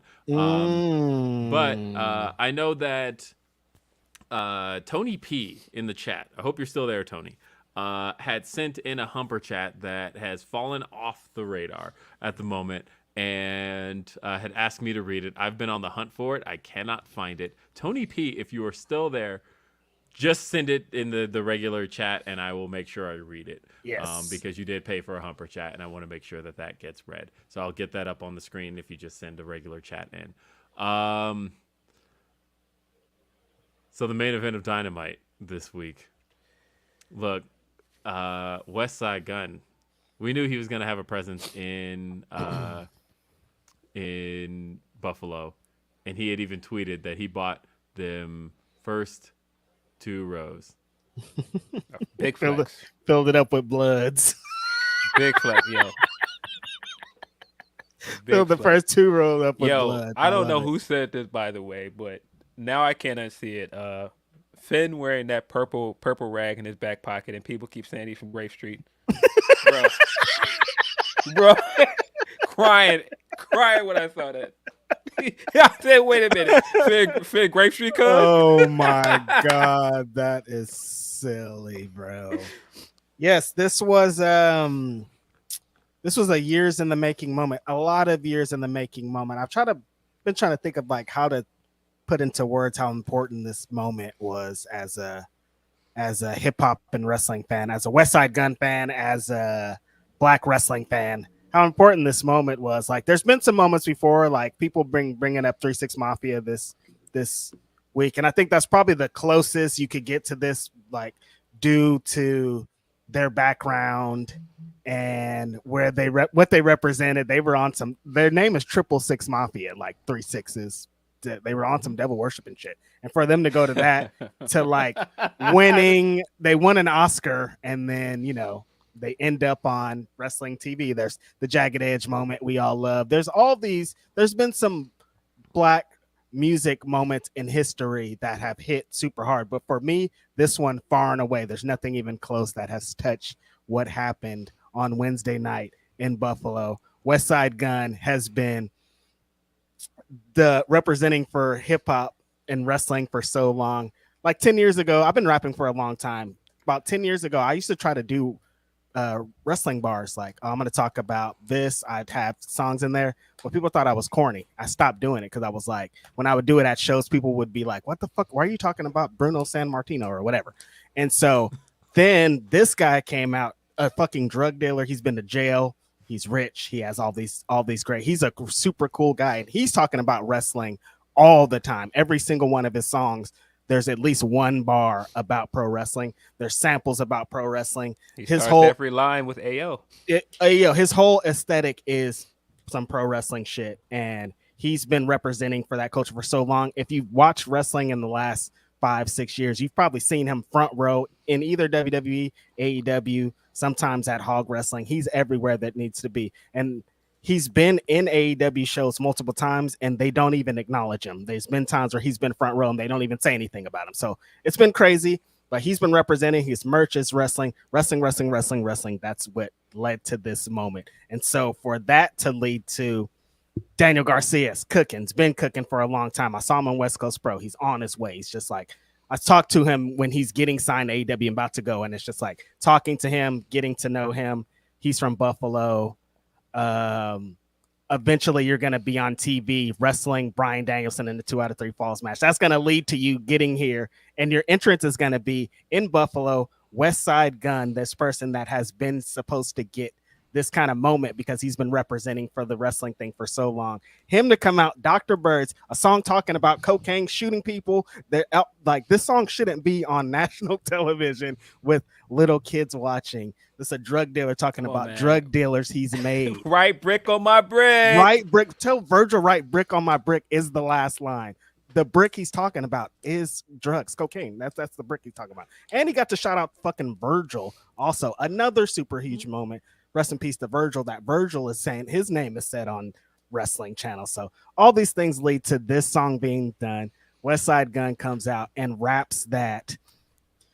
I said I related it to Kofi, and I wholeheartedly agree. It felt like watching Kofi Mania. Like, I was emotional watching it just because I know everything that surrounded. And then West Side Gun even said it himself. He's waited his whole life for this. He tweeted that. He's like, I've waited my whole life to do this. And so to see that happen, to see me, I've been watching wrestling for 30 years, and there's probably like 3 moments in my life where I felt 100% represented as a black man, as a wrestling fan, as a hip hop fan, as this. This was it. This was for me. Phil Lindsey said, I said, it's for me. This is for me. 100%. I don't care if people hated it. I don't give a fuck. This moment happened for Reginald Gang, Righteous Reg. This was for me on TV, national TV. Here's a moment for you, dude. Here's rap. Here's a wrestler you like. Here's it all together. It was beautiful. I loved it. It's amazing. I've watched it 50 million times. I've never been so happy to see a fucking wrestling moment. That isn't about slams. It's about a dude just rapping, but it's just so much behind it. It was amazing. Thank you so much, fucking Tony Khan, Captain Sean Dean, all the people that had to do something with this. Fucking amazing. Holy shit. Lost in all of that. Was that the first time Reg's government name was dropped on this show? I think so. I think that's the first time anywhere on the internet in a long time. Yeah. I buried that thing, but yeah, that's where it brought me to, man. Yeah, yo. Sorry, I heard that and I'm like, wait. We just yeah, man, look. Just so many great things about it. Just the fact that Westside finally got this moment because he's been campaigning for this for a long time. Oh my God, so long. And so to give that moment to Garcia as well and have this be like Garcia's crowning moment with AEW, I thought that was also dope. I had to go back and watch the match because I was so overwhelmed by the entrance. I was like, damn, I have to watch the match again because there was so much going on just for the rap. Man, so great. And then the match was fire. The way that they've built it up, Garcia doing the Griselda shirts every week to let you know it was basically coming was also great. Mm-hmm.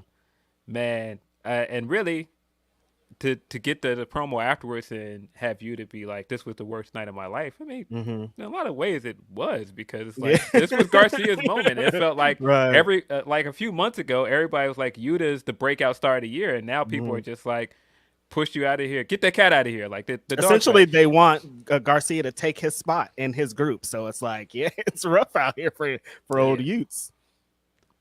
Great shit. Okay, I loved it, like, man. Overall, amazing. Thank you so much. It was a very eventful week.